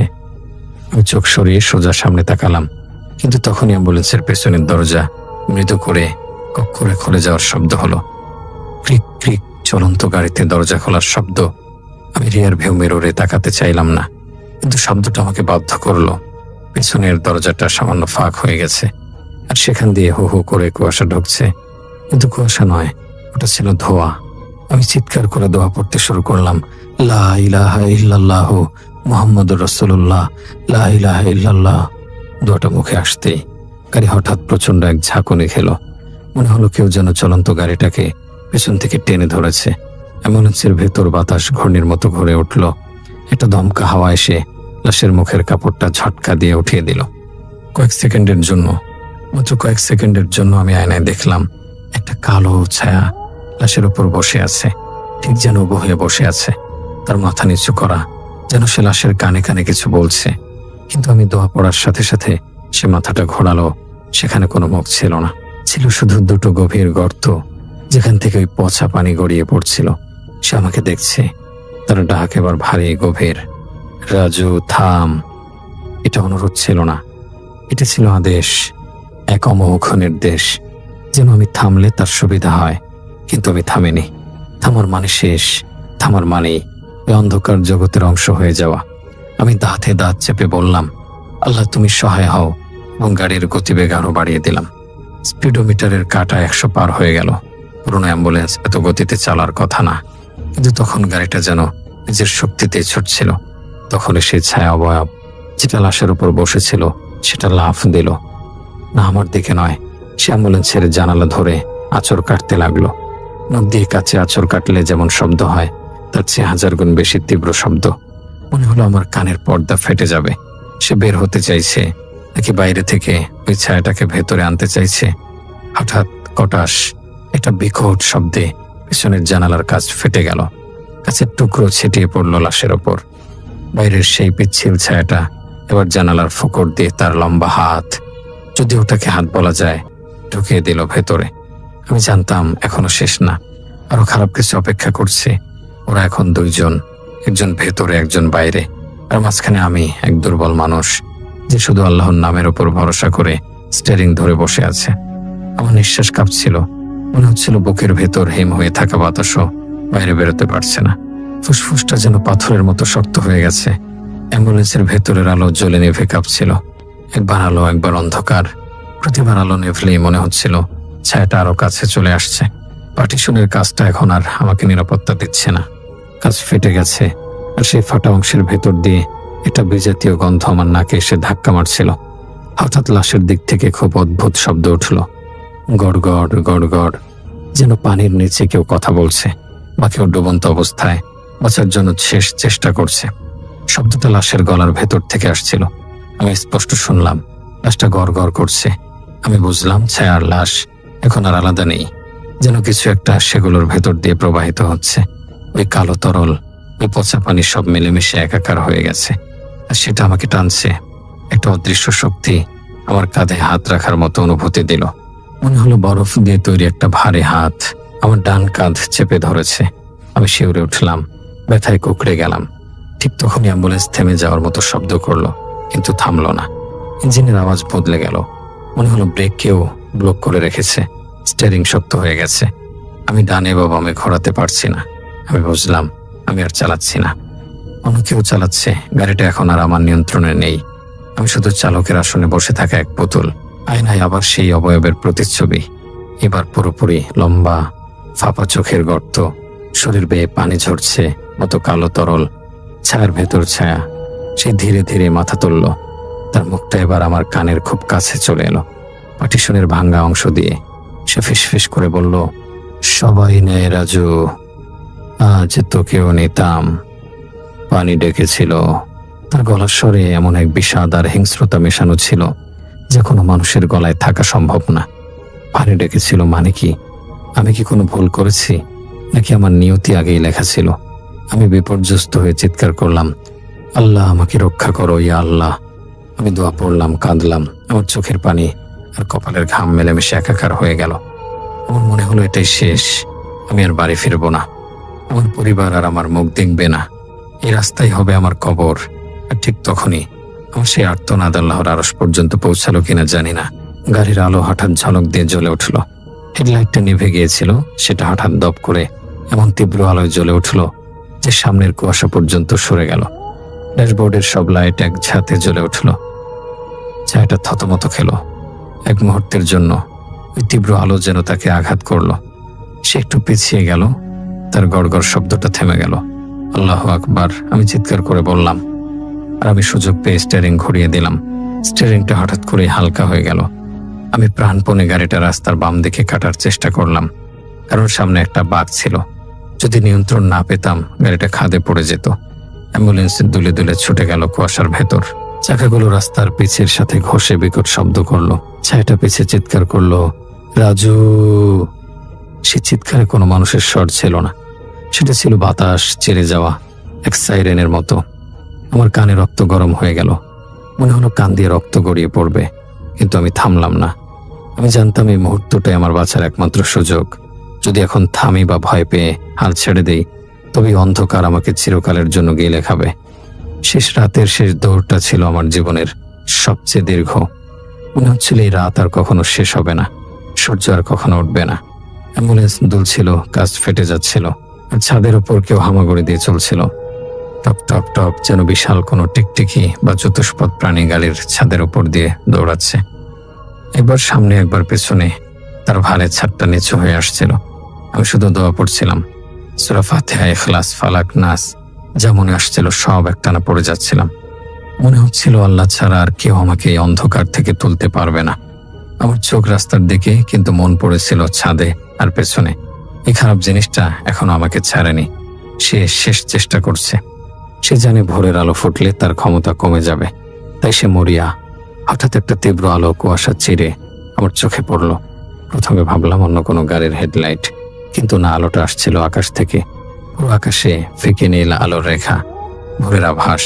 ফজরের আজান হয়তো এখনো হয়নি, কিন্তু রাতের অন্ধকার ফিকে হতে শুরু করেছে। সেই আলোর রেখা দেখার সাথে সাথেই অ্যাম্বুলেন্সের ভেতরের সব অদ্ভুত শব্দ থেমে গেল। পানি টপ টপ পড়া বন্ধ হয়ে গেল। মুহূর্তের মধ্যে ছাদের ওপরে সেই দপাদপি, ছায়ার আঁচড়, সব থেমে গেল। যেন কোনো শক্তি হঠাৎ আমাকে ছেড়ে দিল। অদৃশ্য সেই বাঁধনটা আলগা হয়ে গেল।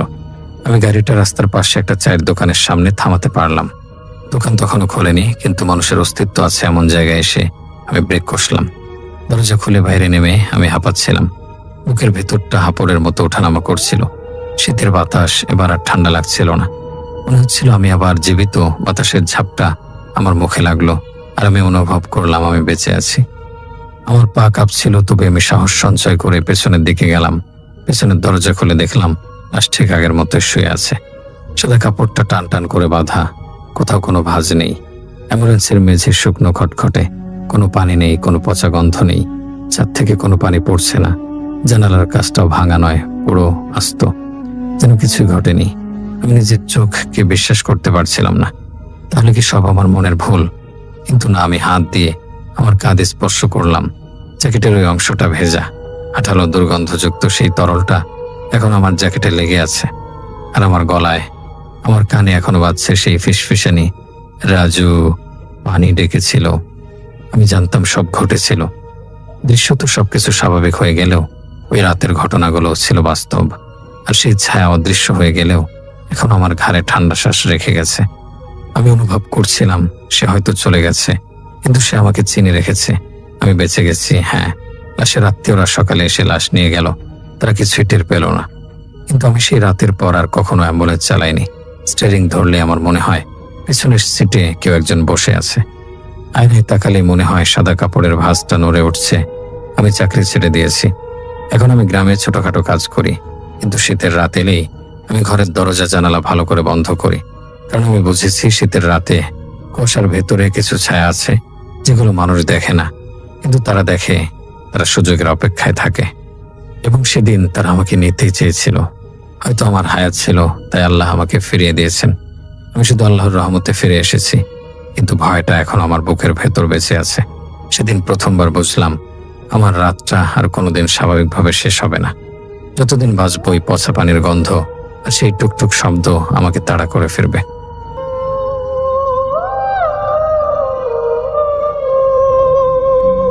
তো এই ঘটনাটি আমাদের সাথে শেয়ার করেছে নারায়ণগঞ্জ থেকে রাসেল।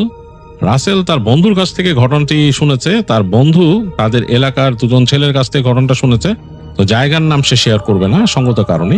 তো আমি চলে যাচ্ছি সেই ঘটনায়, রাসেলের রিকোয়েস্টে আমার মতো করে শেয়ার করছি ঘটনাটা। যেখানটা ঘটনা ঘটেছে এটা হচ্ছে একটু শহরের এমন একটা প্রান্ত যেখানে অনেক পুরনো বাড়ি ঘর আছে, মানে জায়গাতে বেশ পুরনো বাড়ি ঘর দিয়ে ঘেরা, ওই জায়গায় অনেক পুরনো বসতি সেখানে আছে। তো এরকম একটা জায়গায় একটা পুরনো বাড়ি আছে, বেশ বড় পুরনো বাড়ি। এটা জমিদার বাড়ি ঠিক বলা যাবে না, বাট কোনো ধনী মানুষের বাড়ি ছিল এটি, এবং এখন সুরক্ষার অভাবে পড়ে আছে, ওখানে কেউ থাকে না। বাড়িটা পুরো ফাঁকা এবং বাড়িটার আশেপাশে বিভিন্ন রকমের ছোটখাটো স্থাপনা আছে, মানে বলা যায় বেশ ধনবান মানুষের বাড়ি ছিল এটা। সম্ভবত হয়তো জায়গাটা এই জায়গাটার হয়তো কোনো মীমাংসা নাই বা কিছু একটা এরকম কিছু আর কি। যাই হোক, বাড়িটা ওই জায়গায় পড়ে আছে। তার পাশে দেয়াল করা, বাড়ির দেয়ালের পাশে দেখা যাচ্ছে যে কিছু মানুষ, দরিদ্র মানুষ যারা দেখা যাচ্ছে যে থাকার জায়গা নাই, তারা ওইখানে ছাপড়া ঘরের মতো করে ওখানে থাকে। তো সেখানে দুইটা ভাই থাকতো, একজনের নাম তানিম, একজনের নাম আনোয়ার। এরা দুই ভাই আসছিল গ্রাম থেকে, তাদের ওখানে নদী ভাঙনের কারণে তারা আসলে শহরে এসে কাজের চেষ্টা করে। তো কাজকর্ম ওখানে না পেয়ে তারা বিভিন্ন রকমের ছোটখাটো কাজ শুরু করে, মানে সুযোগ পেলে দেখা যাচ্ছে বোতল, প্লাস্টিকের বোতল এগুলো কালেক্ট করে নিয়ে যে দোকানে বিক্রি করে, আবার অনেক সময় রিক্সা চালায়, টুকিটাকি মানুষের কাজকর্ম করে দেয়। এগুলো করেই নাকি দুই ভাই চলছিল। তো এই দুই ভাই ওইখানে ওই যে সেই বাড়িটার পাশে যে দেয়ালের অংশের পাশে সেই জায়গায় তারা ওই ছাপড়া ঘরে থাকতো রাতের বেলা। তো তারা শুনতো, যখন তারা নতুন এখানে উঠছে তারা শুনতো যে ওইখানে নাকি বিভিন্ন রকমের ভৌতিক ব্যাপার স্যাপার মানুষ দেখতে পায় ওই বাড়ির ভিতরে বা এদিকে। তাদেরকে সবাই নিষেধ করতো যে কখনো বাউন্ডারি ক্রস করে ওই পাশে যাবা না।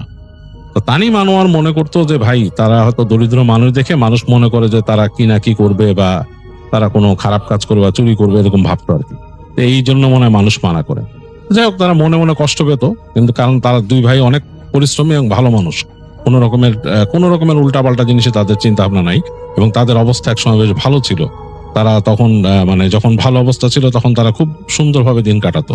এই নদীর ভাঙনের ফলে তাদের অনেক ক্ষতি হয়েছে এবং তারা আসলে এই কর্মহীন হয়ে পড়ছে, এবং তাদেরকে এখন কেউ কাজও দিতে চাচ্ছে না। তখন কৃষিকাজে অভ্যস্ত ছিল, এখন তাদের মানে সেরকম জমি জমাতে কিছুই নাই, সেখানে জমি জমাই নাই, শহরে সেরকম ছিন্নমূলের মতো আছে। খুব কষ্ট পেত দুই ভাই। তো এরকম এক শীতকালের রাতে সারাদিন কাজ করছে তামিম আনোয়ার দুই ভাই। কাজ করে এসে বসে দেখা যাচ্ছে তাদের টুকিটাকি খাবার ছিল, সেগুলো খাইছে। ওই দিন তেমন একটা ইনকামও করতে পারে নাই, খাবার দাবার যে খুব ভালো হয়েছে তা না, পেটে ক্ষুধা অনেকটা। তো কাগজপত্র দিয়ে শীত যেহেতু পড়ছে, আগুন জ্বালায় বসে দুই ভাই আগুন পোহাচ্ছে। আগুন পোহাতে পোহাতে হঠাৎ করে তানিমের কাছে ভালো লাগে না, তার মনে জানি কেমন একটু মনটা খারাপ হয়। তানিম চিন্তা করে যে আমি একটু হাঁটাহাঁটি করে আসি। তো তার ভাইরা বলে যে যাবি? বলে কোথায়? আমি হাঁটবো। বলে কই হাঁটবি? হাঁটবো যেখানে ইচ্ছা হাঁটবো। তা আনোয়ার নাকি বলে যে না, আমার ভাল লাগতেছে না, তুই যা। তো তানিম তার ভাইকে রেখে হাঁটা শুরু করে। তো হাঁটতে হাঁটতে সে যাচ্ছে এবং তার মানে মনটা বেশ খারাপ। সে ওই যে দেয়াল ধরে, ওখানকার যে বাউন্ডারি দেয়াল, ওই পাশে গাছ লাগানো, অনেক গাছ আছে, গাছগাছালি পাই দিয়ে হেঁটে যাচ্ছে। মনটা খারাপ, তাদের ভালো দিনের কথা চিন্তা করে, তাদের গ্রামের কথা চিন্তা করে। গ্রাম কেমন ছিল, গ্রামে কিভাবে চলতো, তাদের সেই দিন সন্ধ্যার পর কিরকম দিন কাটতো। তখন দুই ভাই পড়াশোনাও করতো, তারা দুই ভাই একদম পিঠাপিঠি আর কি, এক ক্লাস উপরে নিচে পড়তো আর কি। তো যাই হোক, এগুলো মনে করে করে হাঁটতে হাঁটতে তার কাছে খুব খারাপ লাগে। রাস্তা দিয়ে মানে শীত পড়ছে, শীতে শহরের ঠান্ডাতে দেখা যাচ্ছে যে ওই যেখানে গাছগাছালি আছে ওইখানে বেশ কুয়াশা, রিক্সা যাচ্ছে এরকম। দূরে এক বাদামালা বাদাম বিক্রি করতেছে, সেই কুপির আলো জ্বলতেছে, এতগুলো বাদাম নিয়ে বসছে। তানিমের খুব ইচ্ছা করতেছিল যে সে ওখান থেকে বাদাম কিছু কিনে খায়, কিন্তু সে ওটা কিনতে পারবে না কারণ তার কাছে টাকা নাই। তো মন খুব খারাপ, তখন চিন্তা করতেছিল যে এই সামান্য 2 টাকার বাদামেও কিনতে পারবো না। মানে এটা এখন থেকে বেশ অনেকদিন আগের ঘটনা, আজ থেকে প্রায় 20 বছর আগের ঘটনা। তো তখন 2 টাকায় বাদাম পাওয়া যেত আর কি। তো যাই হোক, তানিম হাঁটতে হাঁটতে যাচ্ছে, হাঁটতে হাঁটতে গিয়ে এক সময় এসে দেখে যে ওই যে বাড়িতে ঢোকার যে বাউন্ডারিটা এখান থেকে খোলা আর কি, বাউন্ডারি দেয়াল নাই। তো সে চিন্তা করে যে এই জায়গা দিয়ে তো খুব একটা আশা হয় নাই, যাই হাঁটি ভিতরে কি আছে। তো হেঁটে হেঁটে সে ঢুকে যায় বাড়ির পুরা যে কম্পাউন্ডের ভিতরে ঢুকে যায়। ঢুকে দেখতেছে যে এই জায়গাটা মোটামুটি ওই ঘাস উঁচু উঁচু হয়ে জন্মায় আছে। ঘাস তো এখানে মেনটেন করা হয় না, উঁচু নিচু ঘাস হয়ে রয়েছে। এদিকে 2-একটা এখানে মনে হয় কিছু ছিল, সেগুলোর ভাঙা দেয়াল আছে। এরকম দেখে দেখে সে হাঁটতেছে এবং তার কাছে বেশ ভালো লাগতেছে, কারণ এই শীতকালে এই জায়গাটাতে এই বাড়ির ভেতরে কম্পাউন্ডের ভেতরে আর আলো নাই। হ্যাঁ, মানে ভিতরে আলো নাই, চাঁদের আলো যতটুকু পড়ছে শীত ধোঁয়া আলো, মানে এই যে কুয়াশা ধুয়ে যে আলো আসতেছে সেটা জায়গাটা কুয়াশাচ্ছন্ন হয়ে গেছে। এর মধ্যে দিয়ে হেঁটে যাচ্ছে, তার কাছে একেবারে অন্যরকম লাগতেছে। সে মোটামুটি হারায় গেছে। তার কাছে হঠাৎ মনে হচ্ছে যে সেই তাদের গ্রামে আছে, যেটা ভেঙে গেছে, যে গ্রাম এখন নাই। তার কাছে মনে হচ্ছে সেই গ্রামের কোনো একটা পথ দিয়ে সে হেঁটে যাচ্ছে।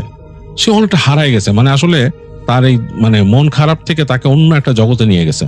চিন্তা করতে করতে সে হাঁটতেছে, হাঁটতে হাঁটতে সে যে এক সময় দেখলো যে সে ওই মূল যে দালানটার কাছে চলে আসছে। তো তাকায় সে দেখতেছে চাঁদের আলো পড়ছে বিল্ডিংটার উপরে, মানে ভাঙাচোরা বিল্ডিং, বেশ পুরান, তারপরে অন্যরকম লাগতেছে। তো চিন্তা করলো যে পিছন দিয়ে ঘুরে আসি, বিল্ডিংটার পিছনটা কেমন দেখে আসি, এদিকে তো আসি না। তো হাঁটতে হাঁটতে বিল্ডিংটার একদিকে চলে গেল, এখানে অনেক গাছগাছালি, এবং তার পাশে ওই বিল্ডিং এর এই বাড়ির মানে এই বিল্ডিং এর একটা দেয়াল বাউন্ডারি, তারপরে ওই পাশে আরো একটা স্থাপনা, সেটা কোন একটা স্থাপনা, যাই হোক, কিন্তু অন্ধকার, কেউ নাই, বড় গাছ উঠে গেছে এখানে।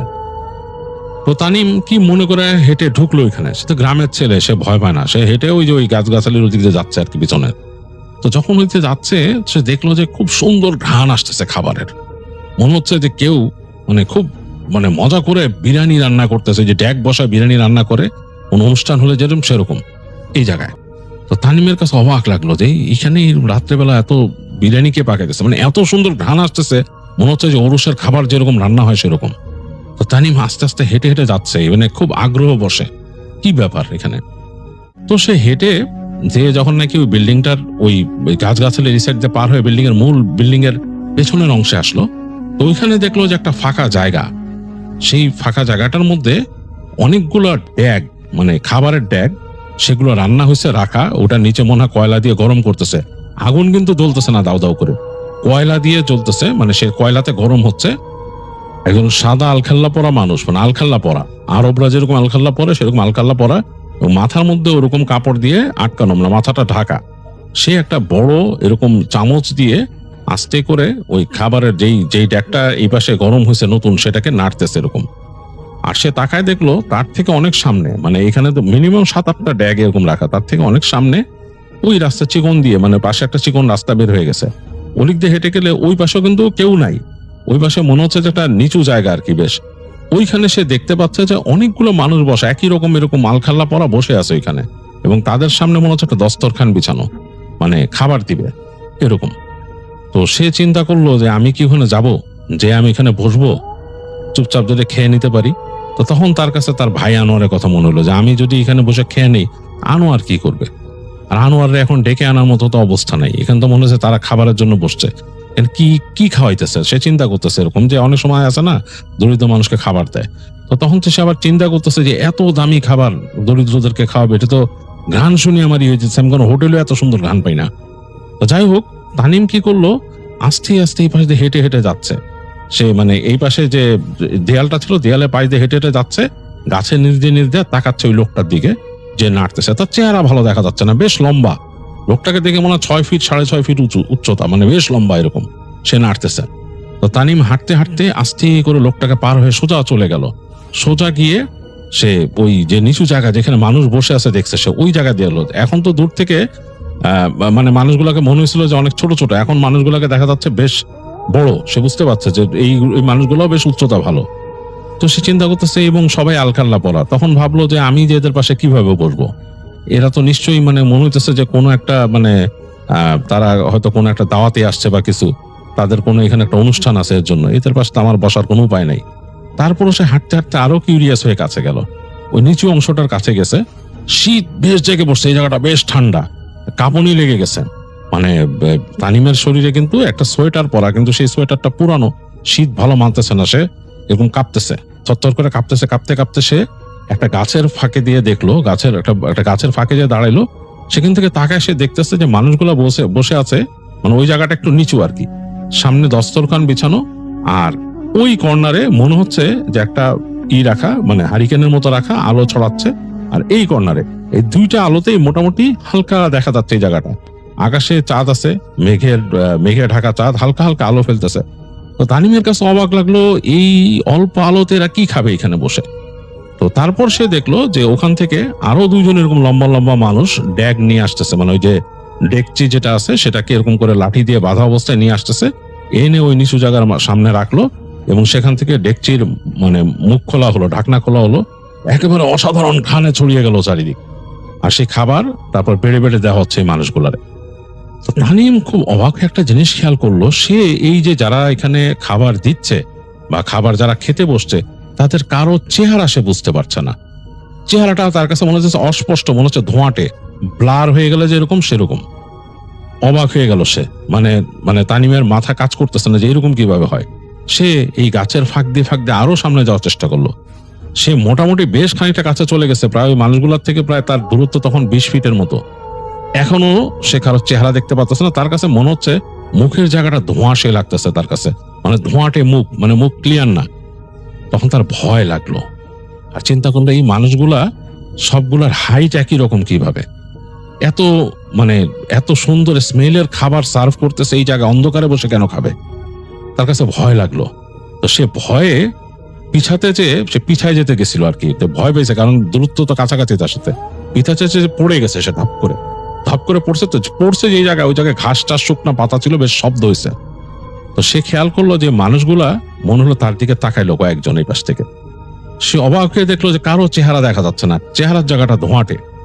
তানিম ভয়ের চোটে ওয়াল্লা ওয়াল্লা বলে দৌড় দিল। সে দৌড়াইতে সে একদম মানে চোখ বন্ধ করে দৌড়াচ্ছে কোন দিকে যাচ্ছে।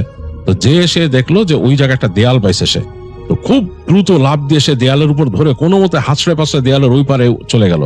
এই পারে যে পড়ছে ঘাস, উঁচু উঁচু ঘাস আগাছা, এর মধ্যে পাশে ড্রেন, কোনো মতে ড্রেনটা টপকায় সে দৌড়াচ্ছে। ঠান্ডার মধ্যে শীত, তার মানে পায়ের স্যান্ডেল একটা ছিল, স্যান্ডেল চলে গেছে কোথাও। খালি পায়ে দৌড়াইতে সে চলে আসলো এই রাস্তার মাথায়। তারপর দেখলো যে বাঁ দিকে গেলে বুঝতে পারলো তাদের থাকার জায়গা। সে দৌড়াচ্ছে ওদিকে, দৌড়াইতে একসময় সে হাঁপাতে তার ঘরের কাছে চলে আসলো। তো দেখলো যে আনোয়ার খুব চিন্তিত ভাবে তাকায় আছে। তাকে দেখে বললো, কিরে তুই কইছিলি, তোর এই অবস্থা কেন, তুই দৌড়ে আসলি কোত্থেকে? তো তানিম বলতেছে, ভাইরে ভয় পাইছি রে, অনেক ভয়ের জিনিস দেখে আসছি, আগুন নিভা তাড়াতাড়ি ঘরে ঢোক। তো তার ভাই আর কিছু বলতে পারলো না। সে ওই যে এখানে একটু পানি ছিল তাদের কলসিতে, সেটা পানি নিয়ে ওই আগুন ধরাইছিল যেখানে, নিভাই দিয়ে দুইজন ঢুকে গেল ঘরে। তো ঘরে ঢুকে তাদের ওখানে কুপি ছিল, কুপিও জ্বালাইলো তারা।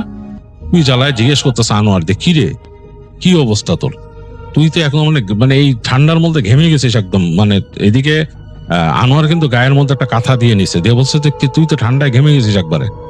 বলে, ভাই কি দেখছি জানিস? বলে, কি? ওদিকে গেছিলাম, এরকম একটা জিনিস দেখছি।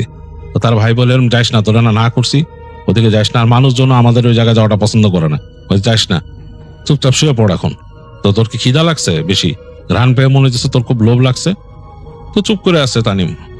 তানোর বলে যে এখন এগুলো চিন্তা করিস না, কাল পরশু দুই ভাই খামুনে, দুজন যে বিরিয়ানি খামুনে, অসুবিধা নেই, এখন ঘুমা যা বলে সে শুয়ে পড়ে। কুপিটা ফু দিয়ে নিভাই দেয়, তানিমরে বলে শুয়ে পড়তে। তো তানিমও তার গামছা দিয়ে গা মোছে, কারণ সে ঘেমে গেছিল। তারপর সে দেখে যে গা মোছার পর ঠান্ডা লাগা শুরু করছে, তাড়াতাড়ি সে কাঁথা দিয়ে সে শুয়ে পড়ে। তো যাই হোক, অনেকক্ষণ চিন্তা করতেছিল তানিম, কি দেখলো, ভয়ও লাগতেছে, তার মনে পড়তেছে ওই মানুষগুলোর চেহারা ধোঁয়াটে, সে মানে চিন্তা করে করতে পারতেছে না। তো একটা সময় সেও ঘুমায় পড়লো। তো অনেকক্ষণ ঘুমায় আসছে দুজন। হঠাৎ করে নাকের মধ্যে সুন্দর ঘ্রাণ লাগতেছে তানিমের কাছে, এবং সে মনে হচ্ছে যে সেই যে সে ঘ্রাণ পাইছিল বিরিয়ানির, সেরকম একটা ঘ্রাণ তার নাকের মধ্যে লাগতেছে। তো তানিম মানে এটা ঘ্রাণটা মানে এত ব্যাপকভাবে লাগতেছে বলার মতো না। আর সে ক্ষুধার্ত ছিল, তার আসলে পেটে ক্ষুধা ছিল ওই দিন। আর এই ঘ্রাণটা খুবই লাগছে। সে ঘুমের মধ্যে ঘ্রাণটা মানে নাকে যাওয়াতে সে ঘুম ভেঙে গেল এক সময়। তো সে তাকায় দেখতেছে যে তার ঘরের মধ্যে অন্ধকার। তাদের ঘরের মধ্যে মানে দেয়ালের উপর যে সাইড দিয়ে প্লাস্টিক দিয়ে লাগানো, এর জন্য হালকা আলো ঢুকতো বাইরের, ওই দূরে ল্যাম্পপোস্টের আলো হালকা ঢুকতো। তো ঢোকাতে সে দেখতেছে ঘরটা অন্ধকার। তার ভাই মানে নড়াচড়া করতেছে অস্থির ভাবে আনোয়ার। আর ঘরের মধ্যে অসম্ভব সুন্দর সেই বিরিয়ানির ঘ্রাণ, আর তার সাথে আতরের মতো একটা ডিপ একটা আতরের ঘ্রাণ। তো মানে সে তার ভাইকে ডাক দিল সাথে সাথে আনোয়ারে, যে কিরে, ওট মানে আনোয়ারে ডাক দিল। তো আনোয়ার উঠছে। আনোয়ার বড় তার থেকে, যদিও দুই ভাই তুই করেই বলে একে অপরকে। আনোয়ার বলে, কিরে কি হয়েছে? আনোয়ার বলতেছে, কিরে এখানে এত খাবারের ঘ্রাণ কেন, আর এরকম আতরের ঘ্রাণ কেন, দন্ত বন্ধ আসতেছে। বলে, আরে বুঝলাম না, এই জন্যই তো আমি উঠাইলাম। তো তারপর তাড়াতাড়ি ম্যাচটা নিয়ে তারা কুপি জ্বাললো। কুপি জ্বালার পর তো দুই ভাইয়ের চোখ ছানা বড়া হয়ে গেছে, কারণ তাদের যে ঢোকার জায়গাটা, মানে তারা যে তাদের যে ঘরে ঢুকে ওই জায়গাটা কিন্তু একটা বেড়া দিয়ে এরকম টানা থাকে। তো দেখতেছে ওই বেড়ার দরজা ঠিকই টানা, কিন্তু তাদের যে পায়ের কাছে এরকম একটা হাড়ির মতো রাখা, মাটির হাড়ি এত বড়, এবং সেটার মুখের মধ্যে একটা মাটির ঢাকনা দেয়া, আর তার পাশে একটা এরকম প্যাকেটটা মনে হচ্ছে জল জ্বলা কোনো কাগজ দিয়ে প্যাকেট করা, কিন্তু এই ধরনের কাগজ সচরাচর তাদের চোখে পড়ে নাই, তারা মানে দেখে নাই, খুবই দামি কোনো কাগজ দিয়ে প্যাকেট করা। তো তাড়াতাড়ি দুই ভাই উঠে বসে বলে এটা কি, মাটির হাড়িটা হাত দিয়ে দেখে গরম, মানে বেশ গরম তখনও ভিতরে। তো যাই হোক ঢাকনাটা খুলে দুই ভাই টেনে, এবং ঢাকনাটা ওই যে আটা বা কিছু দিয়ে বন্ধ করে যেরকম ওই যে যারা রান্না করে বাবুর্চিরা সেইভাবে করে বন্ধ করা। তো ঢাকনাটা খুলে ওই আটা সরায়, দেখে একদম ঘ্রাণ এসে নাকে বাড়ি মারে তাদের, মানে অসাধারণ সেই ঘ্রাণ, মানে বলার মতো না। এটা খুব ভালো কোনো বাবুর্চি যদি রান্না করে সেরকম ওরসের খাবার যেরকম সেরকম ঘ্রাণ, ভেতর থেকে একদম বিরিয়ানির ঘ্রাণ আসতেছে ওরকম। তো খুব অবাক হয়ে যায় দুই ভাই, এটা কে রেখে গেল তাদেরকে। তো সেটা পাশে রাখে। তানিমের তো আসলে মানে পেটে ক্ষুধা অনেক হয়ে উঠছিল, আর তারপরে এটা আর ওই যে জিলজিলা যে কাগজ দিয়ে প্যাকেট করা ওইটাও চেনে খুলে ফেলে দেখে ভেতরে মিষ্টি, খুব দামি মিষ্টি, এবং এই মিষ্টি মানে কত দাম হবে তার ঠিক নেই, সুন্দর করে সাজানো ভিতরে। তো দুই ভাই খুব অবাক হয়ে যায়। তো তখন তাদের আনোয়ার বলে তানিমকে, আমার মনে হয় কি ভাই, তুই মনে হয় জিনদের খাইতে দেখছিলি, ওরা তোরে দেখছে, তাদের খারাপ লাগছে, তারা তোর জন্য এরকম খাবার রেখে গেছে এখানে এসে, এখন খেয়ে নে, আর কোনো কথা বলিস না, আগে পরে কথা। তো তাদের প্লেট ছিল, দুই ভাই খাবার বের করে খায়, অসাধারণ সে স্বাদ। মনে হয় যে মানে খুব মানে এরকম তারা কিন্তু কখনো এরকম কোনো বাবুর্চির হাতের খাবার খায়নি, এত স্বাদ ছিল সেই খাবারটা। তো দুই ভাই নাকি খেয়ে নেয়, এবং খেয়ে নেওয়ার পর তাদের মানে পেট ভরে যায়, এবং খাবারের মধ্যে নাকি এত বরকত ছিল যে খাবার শেষ হইতে চায় না, দুজন পেট ভরে খাইছে, তারপর শেষ হইতে চায় না। যাই হোক শেষ পর্যন্ত তারা শেষ করে, ওই হাড়ির খাবার শেষ করে, মিষ্টিও খায় দুই ভাই, এবং মিষ্টিটা রেখে দেয়, বাকি খাওয়ার পর যতটুকু আছে রেখে দেয় এক পাশে, হাড়িটাও এক পাশে রেখে দেয়। এবং তারপর দুই ভাই অনেকক্ষণ বসে চিন্তা করে যে এটা কিভাবে হলো। ওই আনোয়ার ওইটাই বলে, মনে হয় কোনো জিনরা ছিল ওইখানে, এর জন্য তোরা খাবার দিয়ে গেছে এরকম ভাবে। তো মানে এগুলাই করতে করতে মানে দুজন কথা বলতে বলতে এক সময় তারা আবার ঘুমায় পড়ে, মানে তখন রাত হয়ে গেছে, অনেক গভীর রাত, ঘুমায় পড়ে আবার দুই ভাই। তো তারা যখন ঘুম থেকে উঠে তখন ফজরের পরে, ফজর অলরেডি হয়ে গেছে, আশেপাশে শব্দ শুরু হয়ে গেছে, যে তাদের এই ছাপড়া ঘরটা একদম দেয়ালের পাশে, রাস্তার পাশে।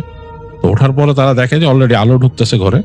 খুবই আশ্চর্যজনক ব্যাপার, তাদের ঘরে কোনো হাড়িও ছিল না, প্যাকেটও ছিল না, দুজনের পেট কিন্তু ভরা। খুব অবাক, তারা বলে কি আমরা স্বপ্ন দেখলাম, পেট ভরলো কেমনে, এবং মুখে তখনও সেই টেস্ট লেগে আছে তাদের খাবারের। তো দুই ভাই নাকি হাতটা নাকের সামনে নিয়ে দেখে ঠিক সেই বিরিয়ানির ঘ্রাণ হাতে, মানে হাতের মধ্যে বিরিয়ানির ঘ্রাণ লেগে আছে, পানি দিয়ে হাত ধুইছে তারা, তারপরও সেই বিরিয়ানির ঘ্রাণ হাতে। খুব অবাক হয়ে যায় যে কিভাবে, মিষ্টির প্যাকেটটাও কিন্তু নাই, যে অল্প কটা মিষ্টি রাখছিল, হাঁড়িটা রাখছিল, সেটার কিছুই নাই।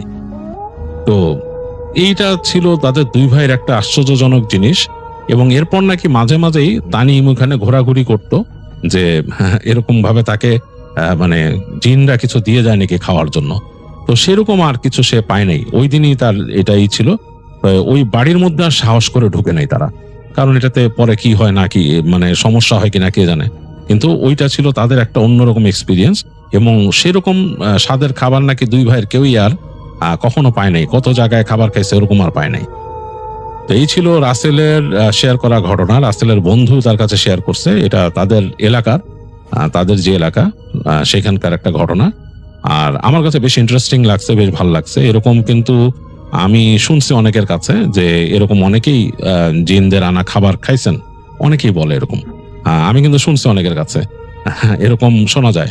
ইনফ্যাক্ট আমিও একবার ছোটবেলায় একজন মানুষকে দেখেছিলাম যে পানির মধ্যে, মানে একদম পানি, মানে তার নিজের আনা পানি না, অন্য যেই বাসায় তিনি আসছেন সেই বাসা থেকে তাকে পানি দেওয়া হয়েছে, এবং একটা তসবি দেওয়া হয়েছে সেই বাসা থেকেই, মানে যাকে দেওয়া হয়েছে তার না, সেই তসবিটা পানিতে রাখার সাথে সাথেই সেটা একেবারে অরেঞ্জ কালারের শরবত হয়ে গেছিল, ট্যাংয়ের মতো কালার, এবং সেই শরবতের টেস্টটা অনেক ভালো ছিল, অনেক মজার ছিল। এটা আমি নিজেও ট্রাই করে দেখছিলাম অল্প ছোট থাকতে। তো যাই হোক, এরকম ব্যাপার স্যাপার কিন্তু ঘটে, পৃথিবী বড়ই রহস্যময়, অনেক রহস্যময় জিনিসই ঘটে।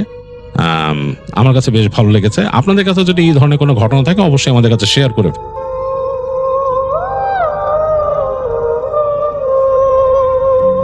আসসালামু আলাইকুম রাসেল ভাই। আমি একটু পরিচয় দিই, কারণ অনেক লিসেনার্স নতুন নতুন এসেছে।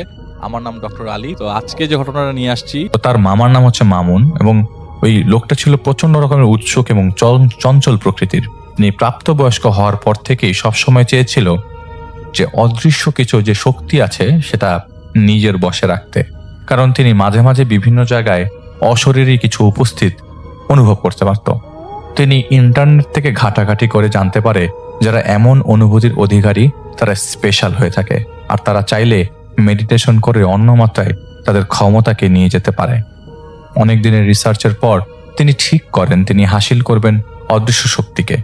তো তাই বিভিন্ন কবিরাজ হুজুরদের কাছে যে তিনি তার খুশি অনুযায়ী বিভিন্ন আমল ও মন্ত্র সাধনা করেছে, কিন্তু সব সময় তিনি দেখত যখনই তিনি সাধনা করতেন ঘরের ভেতরে তখনই জানালার পাশে একটা ছায়া মূর্তি দাঁড়িয়ে আছে।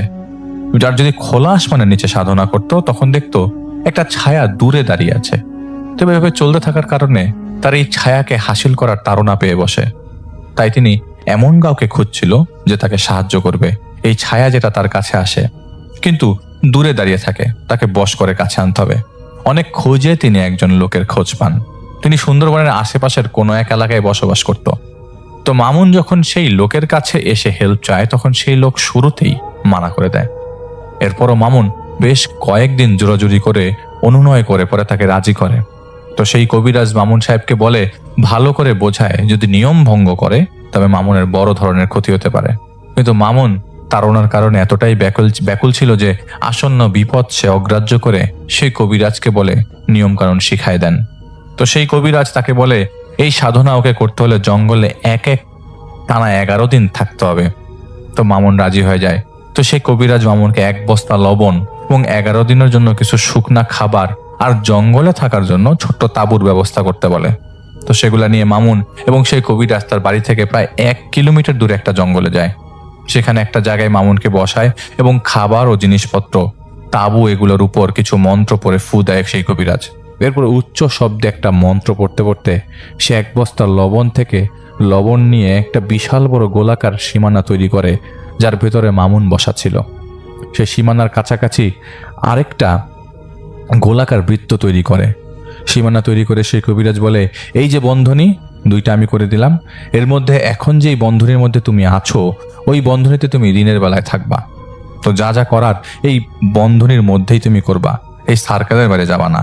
অন্ধকার হওয়ার সময় পরিষ্কার হয়ে 2য় বন্ধনীর মধ্যে ঢুকে যাবা এবং সেই বন্ধনীতে বসে সাধনা চালাতে থাকবা যতক্ষণ না তোমার ঘুম আসে। তুমি বাইরে বের হবা না, যত কিছুই হোক না কেন। বাঘ এই বনে আসে না, তবুও যদি আসে এই বন্ধনীর মধ্যে ঢুকবে না।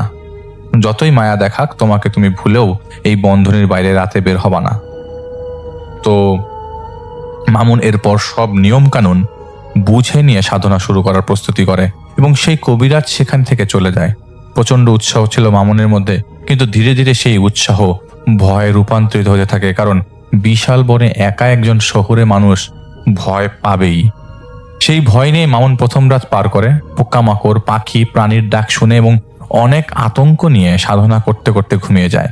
2য় দিন সাধনা করার সময় রাতের যে কোনো একটা সময় একটা মানুষের আত্মচিৎকার ভেসে আসে পুরো বন জুড়ে, সাথে বাঘের হুঙ্কার যা ওর পাশ থেকে আসছিল, যার কারণে তীব্র ভয় পেয়ে সাধনা থামিয়ে দিয়ে জড়সড় হয়ে মামুন ভয়ে কাঁপতে কাঁপতে চোখ বন্ধ করে দেয়। ওর মনে হতে লাগে বাঘ ওর কাছে এসে গন্ধ শুকছে। তাই আর না পেরে উঠে মামুন দৌড় দিতে শুরু করে আন্দাজে। মামুন শুনতে পাচ্ছিল সেই কবিরাজ বলছে দূর থেকে, মামুন আমাকে বাঁচাও, আমাকে মেরে ফেলবে। আর সাথে গগন পৈশাচিক একটা শব্দ আসছিল। মামুন না বুঝে শব্দের দিকে দৌড়াতে থাকে।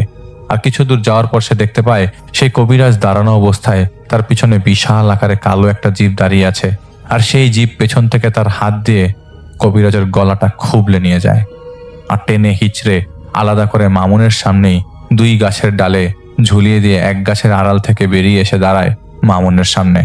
চোখের পলকে সেই জীব মামুনের গলা চেপে ধরে ওর চোখের সামনে চিৎকার করতে থাকে। আর কিছু মনে ছিল না তারপর মামুনের। ঘুম ভাঙে সেই কবিরাজের ডাক শুনে। কবিরাজ দেখতে এসেছে, কি অবস্থা, কেমন আছো মামুন? কিন্তু এসে দেখে সেই বন্ধনীর মধ্যে মামুন ছিল না। সেই কবিরাজ অনেকক্ষণ খুঁজে একটা ছোট্ট নদীর ধারে ওকে খুঁজে পায়। তো মামুনের রাতের সব মানে রাত্রেবেলা সবকিছু খুলে বলে কবিরাজকে, এবং শুনে সেই কবিরাজ মামুনকে জলদি পালিয়ে যেতে বলে এবং একটা মুক্তার মালা মামুনকে দিয়ে বলে সে যেন কোনোদিন সাধনা না করে, কারণ সে সাধনার নিয়ম ভেঙেছে। তো তারপর মামুন চলে আসে সেখান থেকে ঢাকায়, কিন্তু কর্মের ফল কারোর পিছু ছাড়ে না। কয়েকদিন পর সন্ধ্যার সময় মামুন বাড়ি ফিরছিল রিকশায় করে। সে তাদের বাসার কাছাকাছি একটা জায়গায় সেই জিপকে দেখতে পায়, যাকে সে দেখেছিল কয়েকদিন আগে বনের ভেতর। সে ভয় পেল, সাহস হারায় নাই। বাসায় এসে চিন্তা করে পিছন পিছন যেহেতু এসেছে তাহলে আমি ওকে ডাকি, যদি বন্ধুত্ব হয়। এটা ভেবে সে তখনই পুনরায় সে সাধনার মন্ত্র পড়তে থাকে। মামুন কানে শুনতে পাচ্ছিল স্পষ্ট অট্টহাসি ভেসে আসছে তার চারপাশ থেকে। যেভাবে ঝড়ো বাতাসের সাথে বৃষ্টির ঝাপটা আসে, সেভাবে হঠাৎ করে বাতাসে মামুনের ঘরের সবকিছু এলোমেলো হয়ে যায়। মন্ত্র পড়া অবস্থায় সেই জীব মামুনকে ঘাড় ধরে উপরে তুলে ধরে। সেই জীবটি দেখতে ছিল কালো পশমযুক্ত মাথাটা গাছের গুড়ির মতো। সেই জীব মামুনের জিভ কামড় দিয়ে ছিঁড়ে ফেলে এবং চিবিয়ে খেতে থাকে মামুনকে ফেলে দিয়ে। মামুনের মুখ দিয়ে রক্ত বেরিয়ে পড়ছিল। হচ্চকিত মামুন সে অবস্থায় ঘর থেকে বের হয়ে মার ঘরে যেতেই বেহুশ হয়ে পড়ে যায়। ওর যখন হুশ আসে তখন হাসপাতালে এসে মামুনকে জিজ্ঞেস করলে সেই মুহূর্তের ঘটনা তার মাকে বলে, কিন্তু সাধনার কথাটা সে বলে না। তার মা বাবা বিশ্বাসী ছিল এইসব ব্যাপারে, তারা তাদের পরিচিত হুজুরের কাছে মামুনের সমস্যা নিয়ে যায়। সেই হুজুর তাবিজ দেয় এবং পানি পড়া দিয়ে দেয়, সাথে করে 4টা পেরেক দেয় যাতে মামুনের ঘরের 4 দেয়ালে গেঁথে দেওয়া যায়। বাড়ি বন্ধ করার কোনো কাজ হয় না, এটা একদম ফাউল, যেটা জাহিদ ভাই বলেছেন। পেরেক গেঁথে দেওয়া হয়, মামুন বাসায় ফেরে। 2 দিন তেমন সমস্যা হয় না। মামুনের পরিবার, মা বাবা এবং তার বড় বোন ছিল, এবং সে ছিল বিবাহিত। এই রাতটা ছিল পুরো পরিবারের জন্য ভয়াবহ অভিশাপের মতো। সেদিন রাতে মামুনের মায়ের ঘুম ভেঙে যায় পিলে চমকানো একটা শব্দ শুনে, যার কারণে তার শরীর সাময়িকভাবে অসাড় হয়ে গিয়েছিল। তিনি তখন দেখতে পায় মামুনের বড় বোন রক্তাক্ত অবস্থায় তার ঘরের দরজা দিয়ে ধীরে ধীরে গড়িয়ে গড়িয়ে আসছে, আর হাতে ছিল একটা সদ্য জন্মানো শিশু। তিনি দেখেন তার মেয়ের ঠোঁটের আশেপাশে রক্তে মাখানো। তার মেয়ে এসে তার সামনে উঠে দাঁড়ায়। তিনি কিন্তু অসাড় হয়েছিল, তখন নড়তে পারছিল না।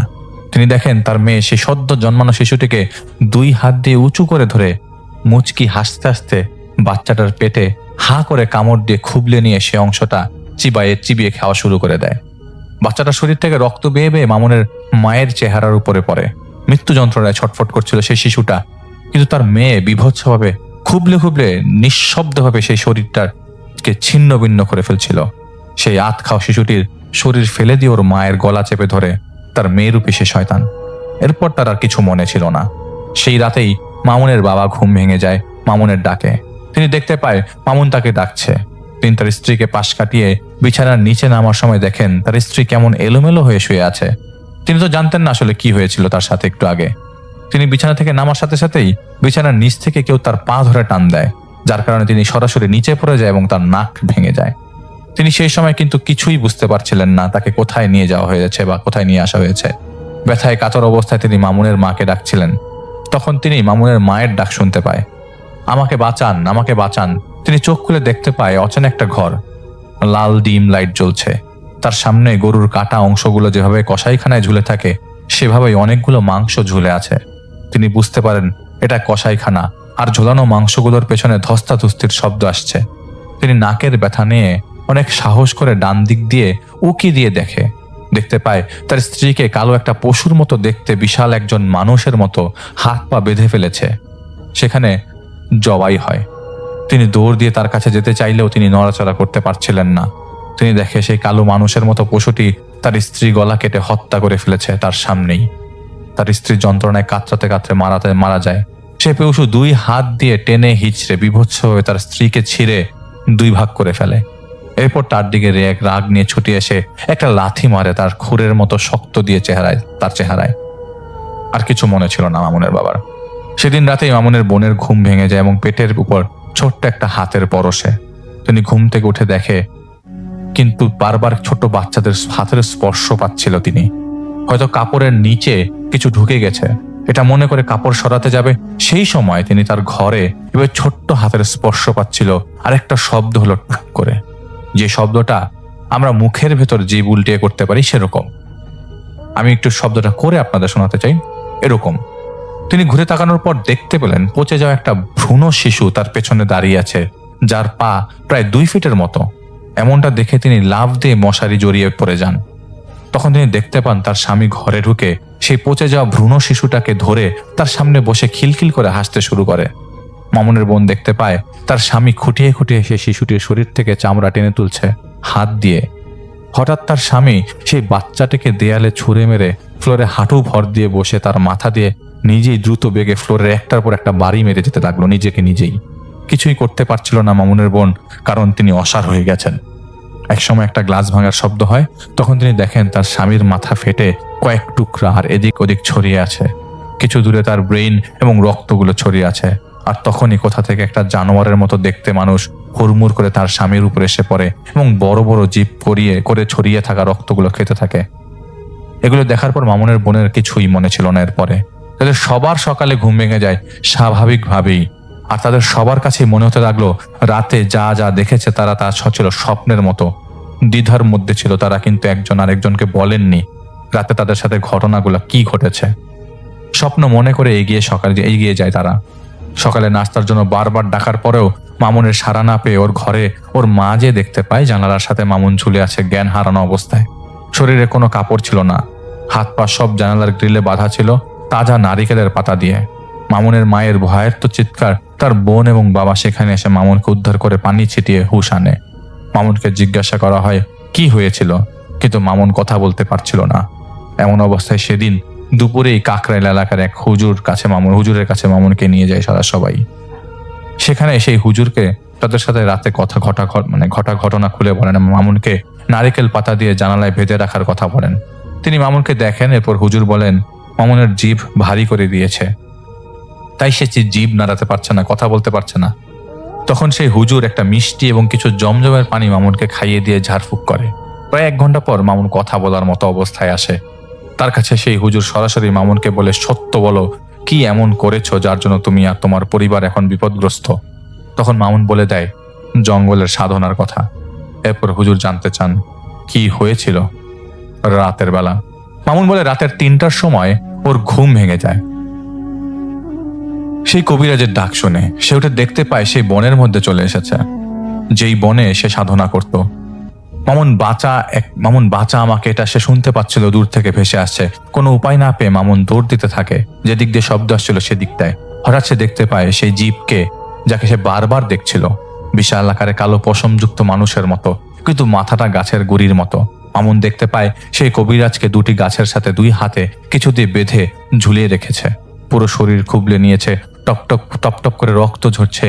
সেই কবিরাজ বলে, তোর জন্য আমার এই হাল, তোর জন্য। এটা বলার সাথে সাথে বিকট একটা পৈশাচিক গোংরানির শব্দ আর একটা বড় গাছের ডাল সেই কবিরাজের শরীর ভেদ হয়ে বের হয়ে আসে। এই প্রথমবার মামুন দেখতে পায় সেই জীব ঠিক কবিরাজের ঘাড়ের পেছনে। কাঁদতে থাকা কবিরাজের মাথাটা ছিঁড়ে হাতে নিয়ে সেই জীব মামুনকে ধরে ফেলে। এতটুকুই ওর মনে ছিল। এইসব শুনে সেই হুজুর ভৎসনা করে মামুনকে, যে তার জন্যই আজ এই জানহানির বিপদ পড়েছে তার পরিবার। হঠাৎ মামুন মৃগী রোগীর মতো কাঁপতে শুরু করে, দেয়ালে ভয়ানকভাবে মাথা ঠুকতে শুরু করে। সেই হুজুর যখন পানি পড়া ছেটায় ওর উপর, তখন মামুন ঘুরে দাঁড়ায়, হিংস্র ভাব ভারী গলায় বলতে শুরু করে, আর একটা ফোঁটা পানি যদি ফেলিস, তোর ছেলে ওই ঘরে ঘুমোচ্ছে, ওর গলাটা এখন টান দিয়ে ছেড়ে ফেলবো, তোর আগে জিভটা ছিঁড়বো, তুই কিছুই করতে পারবে না বলে চাপা গলায় হাসতে থাকে মামুন। হুজুর তেমন বিচলিত হয় না, তিনি তার মতো করে ঝাড়ফুঁক করে মামুনকে হুঁশ ফিরিয়ে আনে। হুজুর বলে দেয় তিনি 2 দিন পর আসবেন তাদের বাসায়, সেখানে এসে যা করার তা করবেন মামুনকে ঠিক করার জন্য। এদিকে মামুনের উপর সেই জীবের প্রভাব প্রবলভাবে বেড়ে যাচ্ছিল, যা ছিল অস্বাভাবিক। সে যাকে দেখত তাকে নিয়ে অজস্র কথা সে এক নাগারে বলে যেত। তার মা বাবা বোনের ব্যাপারে এমন সব কথা সে সেদিন বলে যেতে লাগলো যা তারা নিজেরাই কাউকে বলেনি কোনোদিন। জানালায় লাফ দিয়ে উঠে যে আঁকড়ে ধরে ঝুঁকে থাকতো বাদুরের মতো, কাছে গেলেই থুতু মারত। এমন অবস্থায় 2 দিন পর সে হুজুর আসে, এসে দেখতে পায় সেইভাবে জানালায় ঝুলে আছে মামুন। হুজুরকে দেখে সে নেমে যায়, গায়ে কাটা ধরার মতো করে গড়িয়ে গড়িয়ে তার দিকে এসে বসে পড়ে। এক নাগারে অনেক কথা সে বলতে থাকে সবার ব্যাপারে। হুজুর আমল করে ঝাড়ফুঁক শুরু করে। মামুন রীতিমতো সেজদার মতো অবস্থায় যে সমানে নিজের মাথা ফ্লোরে মারতে শুরু করে। রক্তাক্ত হয়ে যাওয়ার শেষ পর্যন্ত হুজুর আমল থামিয়ে দেয়। আমল থামানোর পর সে অট্ট হাসি দিতে দিতে সাধো বুরুন্ডি সাধো বলতে থাকে, যার অর্থ তখন কেউ বুঝতে পারেনি। হুজুর চলে যাওয়ার পর অনেকের কাছে মামুনকে নেওয়া হয়, কিন্তু কিছুদিন ভালো থাকার পর তার সমস্যাটা আবার ফিরে আসে। ধীরে ধীরে মামুনের বাড়িতে সেই জীবের অন্যান্য অনুসারীরা এসে উৎপাত শুরু করে এবং দুর্বিষহ করে তোলে তাদের জীবন। এই কথাগুলো গাড়ি থেকে নেমে হেঁটে যেতে যেতে জাহিদ ভাই সেই পরিচিত লোকটা বলছিল, কিন্তু মনোমানসিকতা ভালো না থাকায় তখন জাহিদ ভাই তেমন গুরুত্ব দেয়নি সমস্যাটাকে বা সমস্যা যে সৃষ্টি করছে তাকে। মামুনের বাসায় ঢোকার পর থেকে ভেজা পশুর শরীর থেকে যেমন গন্ধ আসে তেমন গন্ধ পাচ্ছিল জাহিদ ভাই। মন খারাপ থাকার কারণে জাহিদ ভাই সেন্স করার ক্ষমতাও বেড়ে গিয়েছিল। একরকমের শক্তি পুঞ্জীভূত হয়েছিল জাহিদ ভাইয়ের ভেতর। ড্রয়িং রুমে মামুনের মা আর বোন আর আরো কিছু কথা শেয়ার করে জাহিদ ভাইয়ের সাথে। তো তাদের কথা শুনছিল জাহিদ ভাই এবং মাথা ঝুঁকে ফ্লোরের দিকে তাকিয়ে শুনছিল। সে অবস্থায় জাহিদ ভাই দেখতে পায় আরো 3 তলা উপরের ছাদ থেকে বেয়ে বয়ে মামুনের ঘরের জানালা দিয়ে 10 ফুটের মতো কালো চিকন একটা জিপ প্রবেশ করলো। ঘুমিয়ে থাকা মামুন যাকে বিছানার সাথে বেঁধে রাখা হয় তাকে বিছানার সাথে টেনে নামিয়ে হাওয়ায় মিলিয়ে যায়। সাদো সাদো কে এলো রে, ও মা, এ দেখি উজিরদের সাথী। তুই তো পিচ্ছি মানুষ, এখানে বড়দের সাথে তোকে মানায় না, যা তোর উজিরকে আসতে বল। এরপর আজব আজব সব নামে সে জাহিদ ভাইকে ডাকতে থাকে। এভাবে 10 মিনিট পার হয়ে যাওয়ার পর মামুনের মায়ের কথা শুনতে শুনতে পার হয়ে যায় জাহিদ ভাইয়ের মামুনের মায়ের কথা শুনতে শুনতে। এতটাই আশ্চর্য ছিল জাহিদ ভাই রুবি মারা যাওয়ার কারণে, যার দরুন কারোর কথাই জাহিদ ভাইয়ের মনে ছিল না। তখন হঠাৎ মামুন বলে ওঠে, বেচারা মেয়েটার কথা ভুলতেই পারছে না জাহিদ ভাই, তো কলিজা কেটে নিচ্ছে তাই না? তো আমি হলে তো আগে বুকটা ফাড়তাম, তারপর কলিজা বের করে আনতাম, বলে সে হাসতে লাগে। তো জাহিদ ভাই অবাক হয়নি, কারণ অনেক জিন চেহারা পড়তে পারে। তো জাহিদ ভাই কোনো রকমের ভ্রুক্ষেপ না করে সে এবার জাহিদ ভাইকে বলে, কিরে সিলিং এর ফ্যান ও কি তুই ভয় পাস না? এটা শোনার পর জাহিদ ভাই উঠে দাঁড়ায়। তো মামুনের ঘরে চলে আসে জাহিদ ভাই এবং গেটটা লাগিয়ে দেয়। এই উপরে দেখ ফ্যান ঝুলছে, রুবিও ঝুলে আছে। জাহিদ ভাইয়ের মনের কথাগুলো ওই জিপটা বলছে। ভেঙে পড়বে এখনই, এটা বলে সে জাহিদ ভাইকে ভয় লাগাতে লাগে এবং হাসতে লাগে। মন মানসিকতা ভালো না থাকার কারণে জাহিদ ভাইয়ের ব্যবহার পর্যন্ত পাল্টে গিয়েছিল। জাহিদ ভাই তার সামনে যে বসে বলে, একদম চুপ কর, যদি চুপ না হস তাহলে আমার এমন রূপ দেখবি তুই আমি নিজেও কোনোদিন দেখিনি। সে জাহিদ ভাই উস্কানি দিয়ে বলে, কোন রূপ দেখবো তোর? সেই রূপ যে রূপ তুই রুবিকে দেখাইছিলি। আমি সময় পেলে ওর কবরে যে ওর কলেজে রাখে আসবো, টেনশন করিস না। এটা শোনার পর হিতাহিত জ্ঞান হারিয়ে ফেলে জাহিদ ভাই এবং মামুনের হাত ধরে বিশেষ নিয়মে সূরা পড়ে তার আয়াত চিৎকার দিতে দিতে মামুনের কানে পড়তে লাগে। আয়াতের ক্ষমতা এতটাই যার কারণে কাফের জিনের শরীরে তাপ লাগতে শুরু করে এবং সে পুড়তে শুরু করে। রাগের মাথায় জাহিদ ভাইয়ের করা কাজের কারণে সেই জীব যে মামুনকে ভর করেছে তার হাতের কিছু অংশ, মামুন ভাইয়ের ডান হাতের কবজির কিছু অংশ পুড়ে যায়। এতে সে শান্ত হয়ে বসে পড়ে, কিন্তু রাগে গজরাতে থাকে। তো অপদস্থ করে সেই সময়ের জন্য মামুন থেকে দূরে সরিয়ে দেয় এবং মামুনকে সুস্থ করে হাতে ব্যান্ডেজ করে ডাক্তার দেখাতে বলে জাহিদ ভাই, এবং সে ওখান থেকে বের হয়ে আসার সময় মামুনের মাকে বলে, আমির সাহেবের সাথে কথা বলে পরে জানাবো সবকিছু, কর্মের ফল ফলবেই। জাহিদ ভাই যে কাজ করেছিল এই কাজগুলো করা নিষেধ, এবং যেহেতু আমির সাহেব সমস্যা জানেন, দেখভাল করবেন, তো কাজটা করা জাহিদ ভাইয়ের জন্য ভুল ছিল। তো জাহিদ ভাই বাসায় ফিরে আসছিল, রিক্সায় থাকার সময় রিক্সার সামনে থাকা গ্লাসে জাহিদ ভাইয়ের চেহারার দিকে বারবার নজর যাচ্ছিল। তো দেখতে পাচ্ছিল তার প্রতিবিম্ব হাসছে, অথচ জাহিদ ভাই হাসছিল না। পাত্তা না দিয়ে রিক্সা থেকে নেমে জাহিদ ভাই হাঁটা ধরে তার বাসার দিকে আর কি। তো জাহিদ ভাইয়ের বাসাটা অনেকটা গ্রামের দিকে। তো রাত 8টা-9টার পর অনেকটা নির্জন থাকে। তখন 11টা বাজে রাতের। জাহিদ ভাই প্রথমে দেখে একজন মহিলা সামনে থেকে দৌড় দিয়ে এসে জাহিদ ভাইকে ক্রস করে পেছনে চলে যায়। জাহিদ তখনও কিছুই ভাবে নাই। কিছু দূর যাওয়ার পর দেখে দূরে একটা মেয়ে দৌড় দিচ্ছে, তার পেছনের বেশ কয়েকজন লোক ছুটে যাচ্ছে। এইটা দেখে না জাহিদ ভাইয়ের বুক ধক করে ওঠে। তবে অন্য কিছু ভাবছিল, তাই নিজে এবার দৌড়াতে থাকে এবং সেদিকে আর সাথে সাথে আমির সাহেবকে স্মরণ করে। জাহিদ ভাই অনেকগুলো কুকুরের আক্রমণাত্মক ঘেঘেউ শুনতে পায় সময়। সাথে সাথে সে কানে ভেসে আসলো হুবহু রুবির কণ্ঠের মতো, ভাইয়া আমাকে কুকুরগুলো কামড়াচ্ছে, আমাকে একটু বাঁচান। এই কথা অনবরত আসছিল খোলা মাঠের দিক থেকে। যাতে বুঝতেও পারে যে অনেকগুলো কুকুর সেখানে একটা ইট হাতে নিয়ে সেই মাঠের অনেকগুলো কুকুর সেখানে, এবং তো জাহিদ ভাই সেখানে একটা ইট হাতে নিয়ে সেদিকে যায়। জাহিদ ভাইকে দেখে কুকুরগুলো সাথে সাথে সরে যায়। আরো কাছে যেয়ে দেখতে পায় রুবি মরে পড়ে আছে লাশটা খুবলে খুবলে খেয়ে ফেলছে অনেকটা, মানে কুকুরগুলো খেয়ে ফেলেছে। আসলে এটা ছিল মায়া। জাহিদ ভাই তখন দুর্বল ছিল সব দিক দিয়ে, এই জন্য তাকে কাবু করতে পেরেছিল সহজেই সেই জীব। তো জাহিদ ভাই পেছন থেকে খচখচ শব্দ হতে লাগে, পেছনে ঘুরে এসে তাকিয়ে দেখে অনেক লম্বা কালো পশমযুক্ত মানুষের মতো দেখতে একটা জানোয়ার, যার মাথা গাছের কাণ্ডের মতো, যার মধ্যে কালো একটা জায়গায় দুইটা চোখ জলজল করছে। জাহিদ ভাই তখন ভয় পেয়ে যায়, আর তখনই সেই জীবটা জাহিদ ভাইকে ধাক্কা দিয়ে ফেলে দেয়, যার কারণে মাথায় প্রচন্ড ব্যথা পায় জাহিদ ভাই। সেই অবস্থায় আবছা আবছা দেখছিল সেই জীবটা তার পা তার মাথার উপর রেখে তাকে বলছে, আমার কাছে নত হ, আমি মং, আমি বন দেবতা। এরপর একটানা কাফেরি অনেকগুলো কথা সে বলতে থাকে, আর জাহিদ ভাই মাথার যন্ত্রণা ভীষণভাবে বেড়ে যেতে থাকে। মনে হচ্ছিল জাহিদ ভাইয়ের খুলি ফেটে এখনই ব্রেনটা বের হয়ে যাবে। তখন সেখানে কোথা থেকে যেন গরিব গাড়ির একটা হেডলাইটের মতো আলো এসে পড়ে। জাহিদ ভাই শুনতে পায় আমির সাহেবের কণ্ঠ থেকে, তিনি সেই জীবকে উদ্দেশ্য করে বলছিলেন, জীব এবং ঘোড়া সমান গতিতে ছুটে চলে, এজন্য জীব আর ঘোড়ার লাগাম ধরে রাখতে হয়।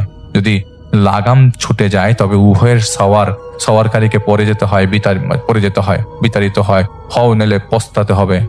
এরপর কি হয় তা জাহিদ ভাইয়ের আর খেয়াল ছিল না, কিন্তু এতটুকুই খেয়াল ছিল জাহিদ ভাইয়ের আমির সাহেব টেনে হিচড়ে নিয়ে যাচ্ছিল কোথাও। ঘুম ভাঙে শেষ রাতের দিকে। জাহিদ ভাইয়ের বাসার বারান্দাতে শুয়ে আছে। তখন একটু দূরেই বসে আছে আমির সাহেব, আজানও হচ্ছিল ফজরের। জাহিদ ভাইয়ের মাথাটা প্রচন্ড ভার ছিল। আমির সাহেব জাহিদ ভাইয়ের কাছে এসে রিংটা ফ্লোরে রেখে দেয়। তিনি চলে যাচ্ছিলেন, যাওয়ার সময় শুধু এতটুকুই বলেন, ইয়া আইয়ুহাল্লাযীনা আমানু নুস্তাঈনু বিস-সুবরি ওয়াস-সালাহা ইন্নাল্লাহা মা'আস সাবিরিন। আল্লাহ কি বলেছেন জানো? তিনি বলেছেন, হে ইমানদার, সবর এবং সালাতের দ্বারা সাহায্য গ্রহণ করো, আল্লাহ সবরকারীদের সাথে আছেন। সূরা বাকারা আয়াত 153। এটা বলে তিনি চলে যান। রিংটা হাতে নেয় তিনি। জাহিদ ভাই নিজেকে টেনে নিয়ে কোনো রকম গোসল করে নামাজ পড়ে ঘুমিয়ে যায় সেদিন। সন্ধ্যায় আমির সাহেবকে সে ডাকে মামুনের সমস্যার কথা আর যা যা হয়েছে তাদের সাথে বলার জন্য। আমি ছোট করে একটু বলি, রুবির ঘটনার পর কিন্তু জাহিদ ভাইয়ের সাথে ওই আমির সাহেবের খুব সম্পর্কটা তো ভালো ছিল না। তো জাহিদ ভাই ওনাকে আশ্বস্ত করে জাহিদ ভাই এখন ঠিক আছে।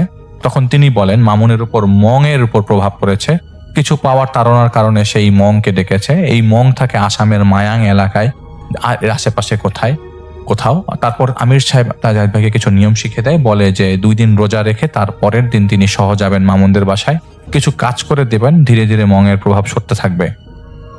এটা একবারে বা একদিনে হবে এটা জাহিদ ভাই থেকে বলে দেন। তো নিয়ম পালন করে জাহিদ ভাই 4র্থ দিন যায় মামুনদের বাসায়। তো বাসায় ঢুকে জাহিদ ভাই মামুনের ঘরে চলে যায়, নিয়ম অনুযায়ী 5টা মোম জ্বালিয়ে দেয়, মামুনকে বলে মংকে ডাকো। তো মামুনের চারপাশে হাঁটা চলা, মানে জাহিদ ভাই হাঁটছিল ততক্ষণে আমির সাহেব এবং তার কয়েকজন সাথী এসে পড়েছে সেখানে। তিনি বাইরে দাঁড়িয়ে রইল আর কি। গরম একটা ঝড়ো বাতাস এসে লাগে জাহিদ ভাইয়ের গায়ে। জাহিদ দেখলো জানালা ভেদ করে মং মামুনের পিছনে বসে মামুনের মধ্যে মিলিয়ে যায়। জাহিদ ভাই সূরা পড়ছিল মনের মধ্যে প্রচন্ড আক্রোশ নিয়ে, কোনো দোয়া না, আমি আবারও বলি, সূরা পড়ছিল, আক্রোশ ছিল। আর সুযোগ পেলে জাহিদ ভাই মংকে মেরে ফেলবে, প্রচন্ড ক্ষোভ ছিল। আর জাহিদ ভাইয়ের মধ্যে যার কারণে ভুল হচ্ছিল সূরা পড়ার সময়। তো জাহিদ ভাই শুনলো আমির সাহেবের সাথে এক সাথীকে জাহিদ ভাইয়ের সাথে বলতে যে, দেখুন আপনার এই ছেলেটা আজ একটা অঘটন ঘটাতে পারে। আমির সাহেব জাহিদ ভাইকে বলেন, সবুর জাহিদ, সবুর। আমির সাহেব মংকে বললেন, নিজে এসেছো ভালো কথা, সাঙ্গপাঙ্গ কেন এনেছো? এই সময় জাহিদ ভাই প্রচুর ব্যাঙের ডাক শুনতে পাচ্ছিল। তখন মং বলে, চারদিকে কত তাজা তাজা কলিজা ঘুরে বেড়াচ্ছে, অনেকদিন ধরে ইনসানের কলিজা চাবাই না। এই শুন বলে সে জাহিদ ভাইয়ের মুখ ঘুরিয়ে বলে, জানিস শেষবার কবে খেয়েছি তাজা কলিজা? গতকাল রাতে তোর আদরের রুবির, কিন্তু সমস্যা হলো বাসি কলিজা। বলে সে জাহিদ ভাইয়ের দিকে থুতু মারে। এগুলো কিন্তু সব ডাইভার্ট করার জন্য, আমি আপনাদের সবাইকে বলছি, এগুলি কিন্তু শুধুমাত্র ডাইভার্ট করার জন্য। তো জাহিদ ভাই সূরা পড়া বন্ধ করে আবারও মামুনের ঘাট ধরে সূরা পড়তে যাবে। তখন আমির সাহেব বলতে লাগলেন, থামো জাহিদ, কি ব্যাপার, কাবু রাখো নিজেকে, আজ এতদিন যাবৎ কাজ করো, জানো তো সব, মনোযোগ হারাচ্ছ কেন? ছাড়ো ওকে, শান্ত হয়ে বসো। জাহিদ ভাই আমির সাহেবের আরেক সাথী বলল, ওকে আজ পাঠিয়ে দিন, ও আজ এখানে কিছু একটা ঘটাবেই। আর জাহিদ ভাই কি যেন হলো, তখন তার ঘাড় ঘুরিয়ে ওনাদের দিকে এমন হয়ে জাহিদ ভাই তাকিয়েছিল যেন তারাই জাহিদ ভাইয়ের শত্রু, মানে আমির সাহেবের সাথীরা। ঠিক তখন মং মামুনকে ছেড়ে দিয়ে সোজা জাহিদ ভাইয়ের গলা চেপে ধরে। এক মুহূর্তের জন্য জাহিদ দেখতে পায় জাহিদ ভাইয়ের অতীতের এমন সব মুহূর্তগুলো যার জন্য সিলিং ফ্যানের ভয় জাহিদ ভাইয়ের মধ্যে এখনো আছে। ততক্ষণে মং জাহিদ ভাইকে ছেড়ে দেয় আমির সাহেব জমজমের পানি ছিটালে। জাহিদ ভাই শুনতে পাচ্ছিল, শুন, যখন ফাঁসিতে ঝুলবি তখন বুক জ্বলবে, চোখে কাটা ফুটবে, ঢোক গিলতে পারবি না, চোখ বেরিয়ে যেতে চাইবে, তারপর সব কিছু শান্ত হয়ে যাবে। কিরে, ফ্যানে কে ঝুলেছিল সেদিন? এটা বলার সময় আমির সাহেব একটা আঘাত করেন মংকে, আর জাহিদ ভাইয়ের কাছে এসে জাহিদ ভাইকে বসে উনি বলেন, তুমি চলে যাও জাহিদ, আমরা দেখবো সবকিছু এখানে। আমির সাহেবরা তাদের কাজ করছিল, কিন্তু ততক্ষণে জাহিদ ভাইয়ের মেন্টাল কন্ডিশন খারাপ হয়ে গেছিল। জাহিদ ভাই দেখলো মং পালিয়ে গেছে, আর যখন আমির সাহেব ছোট্ট একটা খাঁচায় মংয়ের কয়েকজন অনুসারীকে বন্দি করলেন, তিনি দেখেন মামুনদের বলে দাও মাসখানেক সময় লাগবে সমস্যার সমাধান করতে। তারা সেখান থেকে বিদায় নেয় এবং জাহিদ ভাইকে বলে দেয় মামুনদের বাসার পাশে মাঠে যেয়ে ওনাদের সাথে দেখা করতে। জাহিদ ভাই বের হয়ে যায়, মাঠে যায় এবং যেখানে দাঁড়িয়েছিল, এবং শীতের সময় ছিল, আরেকটা আর রাস্তায় তখন শুকনো ময়লায় আগুন জ্বালিয়ে রেখেছিল কে জানো। তো জাহিদ ভাই, আমির সাহেব জাহিদ ভাইকে একটা সুরা পরে পানি ছিটাতেই সেই খাঁচার উপরে এবং সেই খাঁচার মুখ খুলে দিতে, কিন্তু তা না করে জাহিদ ভাই সেই খাঁচাটা তার হাতে নিয়ে নেয়। এটা দেখে আমির সাহেবের এক সাথী জাহিদ ভাইকে বলে যে আপনার ছেলেকে থামান। আমির সাহেবকে বলেন আপনার ছেলেকে থামান। তো জাহিদ ভাই ঠিক করেছিল আগুনের মধ্যে সেই খাঁচা ফেলে দিবে। তো তারা তাকে না করতে থাকে, কিন্তু তাদের কথা জাহিদ ভাই না শুনে খাঁচাটা নিয়ে কিছু দূরে সে আগুনে ফেলে দেয়। জাহিদ ভাই সেই খাঁচা থেকে প্রচুর ব্যাঙের ডাক শুনতে পাচ্ছিল, যা ছিল অন্যরকমের। আমির সাহেব বারবার বলছিল জাহিদ ভাইকে যেন সেই খাঁচাটাকে তুলে ফেলে, কিন্তু তাদের কথা না শুনে জাহিদ ভাই সেখান থেকে চলে যায়। সেই জানোয়ারগুলো মরে গিয়েছিল সেদিন, যার জন্য আমির সাহেব জাহিদ ভাইয়ের সাথে প্রায় 1 মাসের মতো কথা বলেনি। এরপর প্রায় 2.5 মাসের মতো সময় লেগেছিল মামুনের পুরোপুরি ঠিক হতে, কেননা মং অনেকটা শক্তিশালী ছিল আর আমির সাহেব ঝুঁকিমুক্তভাবে কাজ করতে চান, কারণ এই কাজগুলো শয়তানরা সুযোগ পেলে অন্য কারোর ক্ষতি করে দিতে পারে। তো জাহিদ ভাই লিখেছেন, জানি না কেমন লাগবে এই ঘটনা, কিন্তু এটাই বাস্তব। জাহিদ ভাই সাফাই দেওয়ার মতো লোক না, তখন মানসিকতা ভালো না থাকায় মংয়ের দুর্বলতা যেন তাকে সুযোগ নিয়েছে এবং তাকে দুর্বল করতে পেরেছিল, আর সে সফল হয়েছিল। এখন যখন জাহিদ ভাই কথাগুলো ভাবে তখন মনে হয় এক নাগারে এতগুলো ভুল কাজ তিনি করেছিলেন। কতজনের ঘটনা শেয়ার করেছে অভিজ্ঞতায়, মানুষের লোভ, হিংসা, অহংকার নিয়ে ভুল থেকে নতুন অভিজ্ঞতা থেকে শিক্ষা নিয়ে যদি এগুলো আবার পুনরায় না করে, তাহলে জাহিদ ভাইয়ের শিক্ষাটা পরিপূর্ণ হবে, এটা জাহিদ ভাই মনে করেন। পরিশেষে জাহিদ ভাইয়ের একটা প্রশ্ন সবার কাছে, যদি একটা কাঁটা আপনার শরীরে ফুটে যায়, তবে কি সেই কাঁটার ব্যথা আপনি ঠিক হয়ে যাবে, নাকি সেই কাঁটাটাকে বের করে ফেলতে হবে ব্যথা কমানোর জন্য? ধন্যবাদ জাহিদ ভাই আপনার ঘটনার জন্য। আসলে সেদিন আমি চাইলে ঘটনাটা সবার সাথে শেয়ার করতে পারতাম। আমি চেয়েছি ঘটনাটা এখন শেয়ার করি, সবার সাথে শেয়ার করি, যাতে সবাই রুবির সাথে এই ঘটনাটা মিলাতে পারে। আমি আবারও বলছি, রুবির ঘটনার সাথে জাহিদ ভাই মামুনের সাথে মং অ্যাটাক করেছিল মামুনকে, সেই মং তাকে ডাইভার্ট করার জন্য বহু কিছু দেখিয়েছে।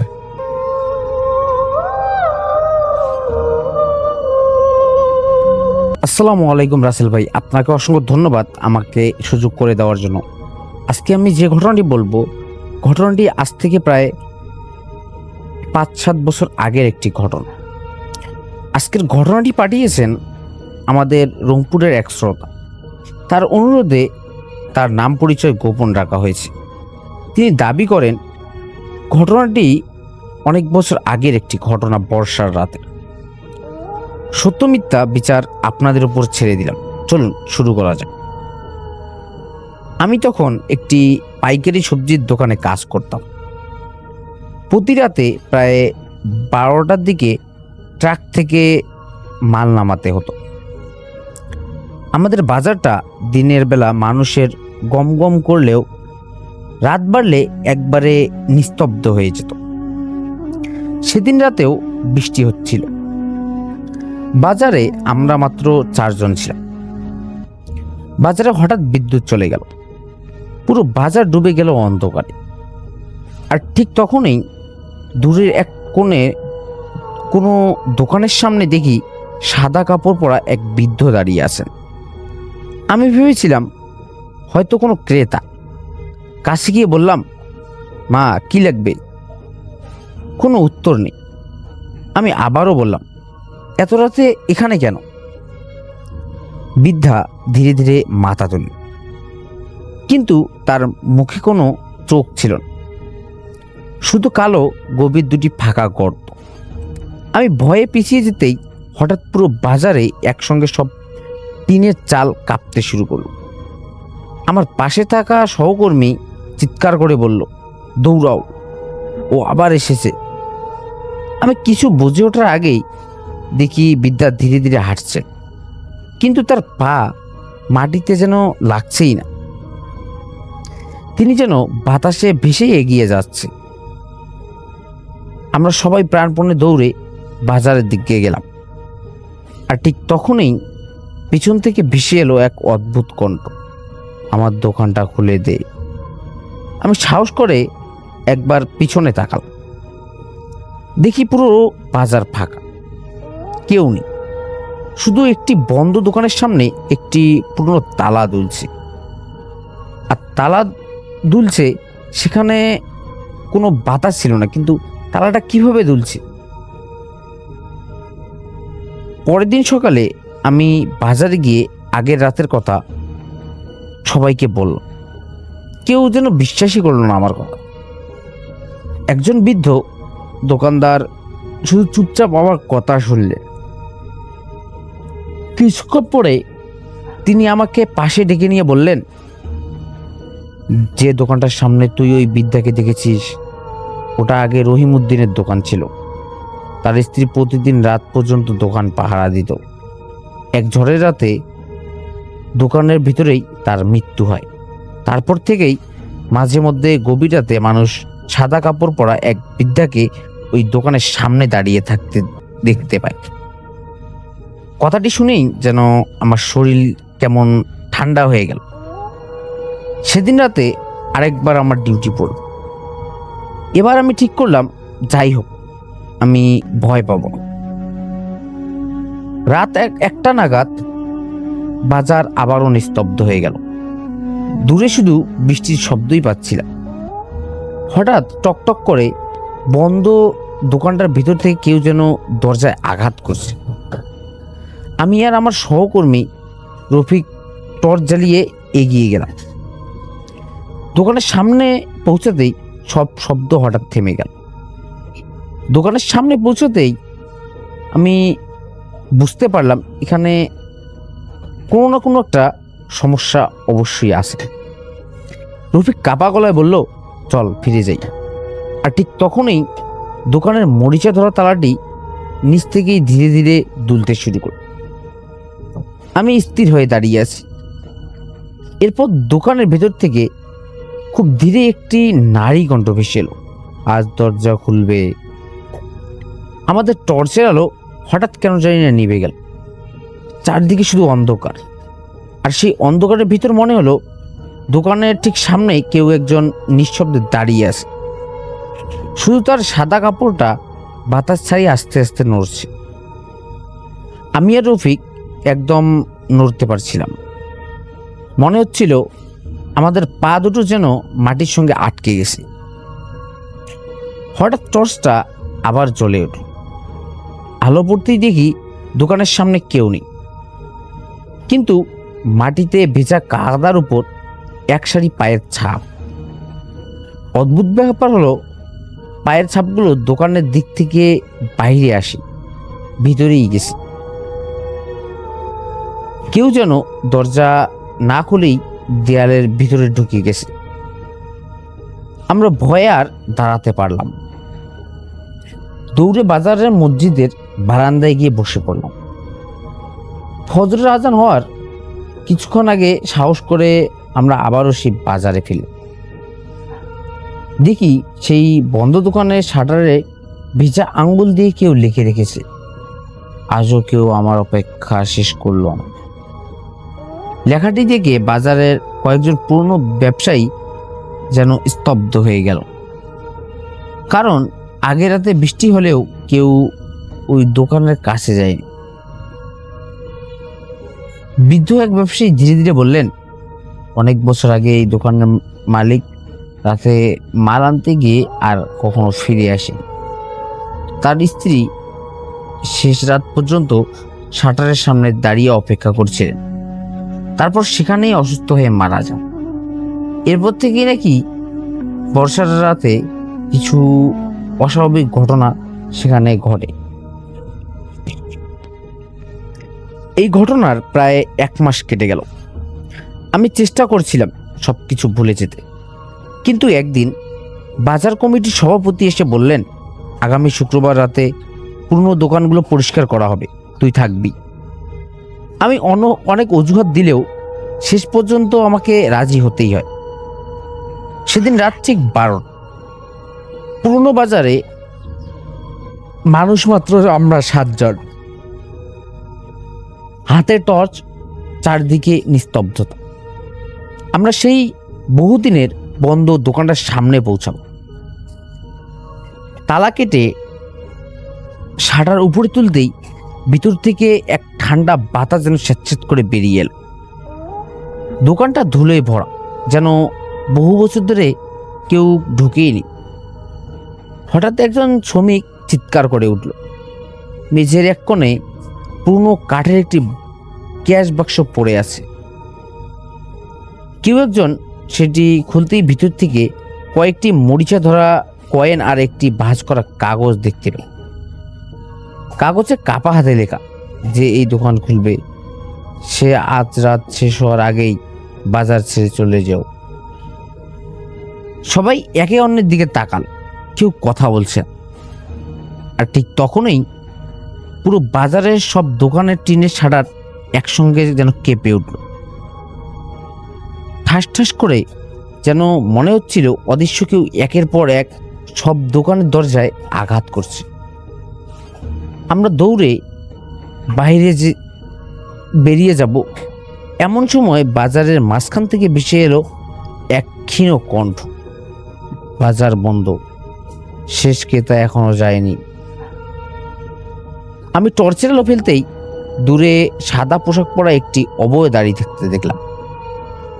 এক মুহূর্তের জন্য মনে হলো সে আমাদের দিকেই তাকিয়ে আছে, কিন্তু পরের মুহূর্তেই বাজারের বিদ্যুৎ ফিরে এল। আলো জ্বলে উঠতেই অবয়টি সেখানে আর নেই। শুধু ভেজা মাটির উপর পড়ে আছে একটি পুরনো কাপনের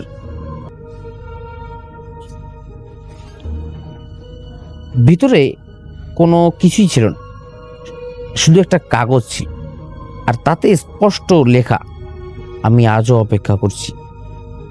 সেই রাতের পর বাজারের ওই দোকানটি আর কখনো খোলা হয়নি। তবে এলাকায় এখনো গুজব আছে, বর্ষার গভীর রাতে বাজার একবার ফাঁকা হয়ে গেলেও দূরে কোথাও থেকে খুব আস্তে আস্তে একটি কণ্ঠ শোনা যায়, দোকান খোলা আছে, কেউ আছেন? ওই ঘটনার পর থেকে আমি সেই চাকরি ছেড়ে দিয়েছিলাম, কিন্তু এক রাতে হঠাৎ আমার ফোনে একটি অচেনা নাম্বার থেকে কল এলো। ফোন ধরতেই কয়েক সেকেন্ড কোনো শব্দ নেই। তারপর খুব ধীরে ধীরে একটি কণ্ঠ বলল, বাজারে ফিরে আয়, আমার হিসাব এখনো শেষ হয়নি। আমি ভয়ে ফোনটা কেটে দিলাম। নাম্বারটিতে আবারও কল করলো, কিন্তু উপাস থেকে একজন নারী বললেন, আপনি ভুল নাম্বারে ফোন করেছেন, আমি তো সারাদিন ফোন ব্যবহারই করিনি। কথাটি শুনেই যেন আমার বুকের ভিতরটা কেঁপে উঠল। সেদিন রাতেই কৌতূহল সামলাতে না পেরে আমি পুরনো বাজারের দিকে রওনা হলাম। রাত তখন প্রায় 2টা। বাজারে ঢুকতেই সব কিছু যেন অস্বাভাবিক। একটা কুকুরও নেই, ঝিঝি পোকার শব্দও যেন নেই। দূরে কোথাও একটি পুরনো ঘন্টা টং টং করে বাজছে। আমি শব্দ অনুসরণ করতে করতে বাজারের একবারে শেষ মাথায় পৌঁছালাম। সেখানে আগে কোনো দোকান ছিল না, কিন্তু সেদিন অন্ধকারের মধ্যে একটি ছোট দোকানে মিটমিট করে হারিকেন চলছে। দোকানের সামনে লেখা, শেষ ক্রেতার দোকান। ভিতরে একজন বৃদ্ধ বসে আছে, মাথা নিচু। আমি বললাম, চাচা, এত রাতে দোকান খোলা? তিনি ধীরে ধীরে মুখ খুললেন। তার মুখ দেখে যেন আমি ভয়ে জমে গেলাম। সেই একই মুখ, তার কোনো চোখ ছিল না। সে শান্ত গলায় বলল, তুই অনেক দিন পর এলি, এবার তোর পাওনা নিয়ে যা। তিনি কাউন্টারের উপর একটি ছোট কাপড়ের প্যাকেট রাখেন। আমি ভয়ে সেটি না নিয়েই দৌড়ে বাজার থেকে বেরিয়ে এলাম। পরের দিন সকালে সাহস করে কয়েকজনকে নিয়ে সেই জায়গায় গেলাম, কিন্তু সেখানে কোনো দোকানই নেই, কোনো হারিকেন নেই, না কোনো বৃদ্ধ নেই, শুধু একটি পুরনো বট গাছ দাঁড়িয়ে আছে। এরপর থেকেই আমি আর কখনো সেই বাজারে যাইনি। ধন্যবাদ রাসেল ভাই, আজকের ঘটনাটি এ পর্যন্তই।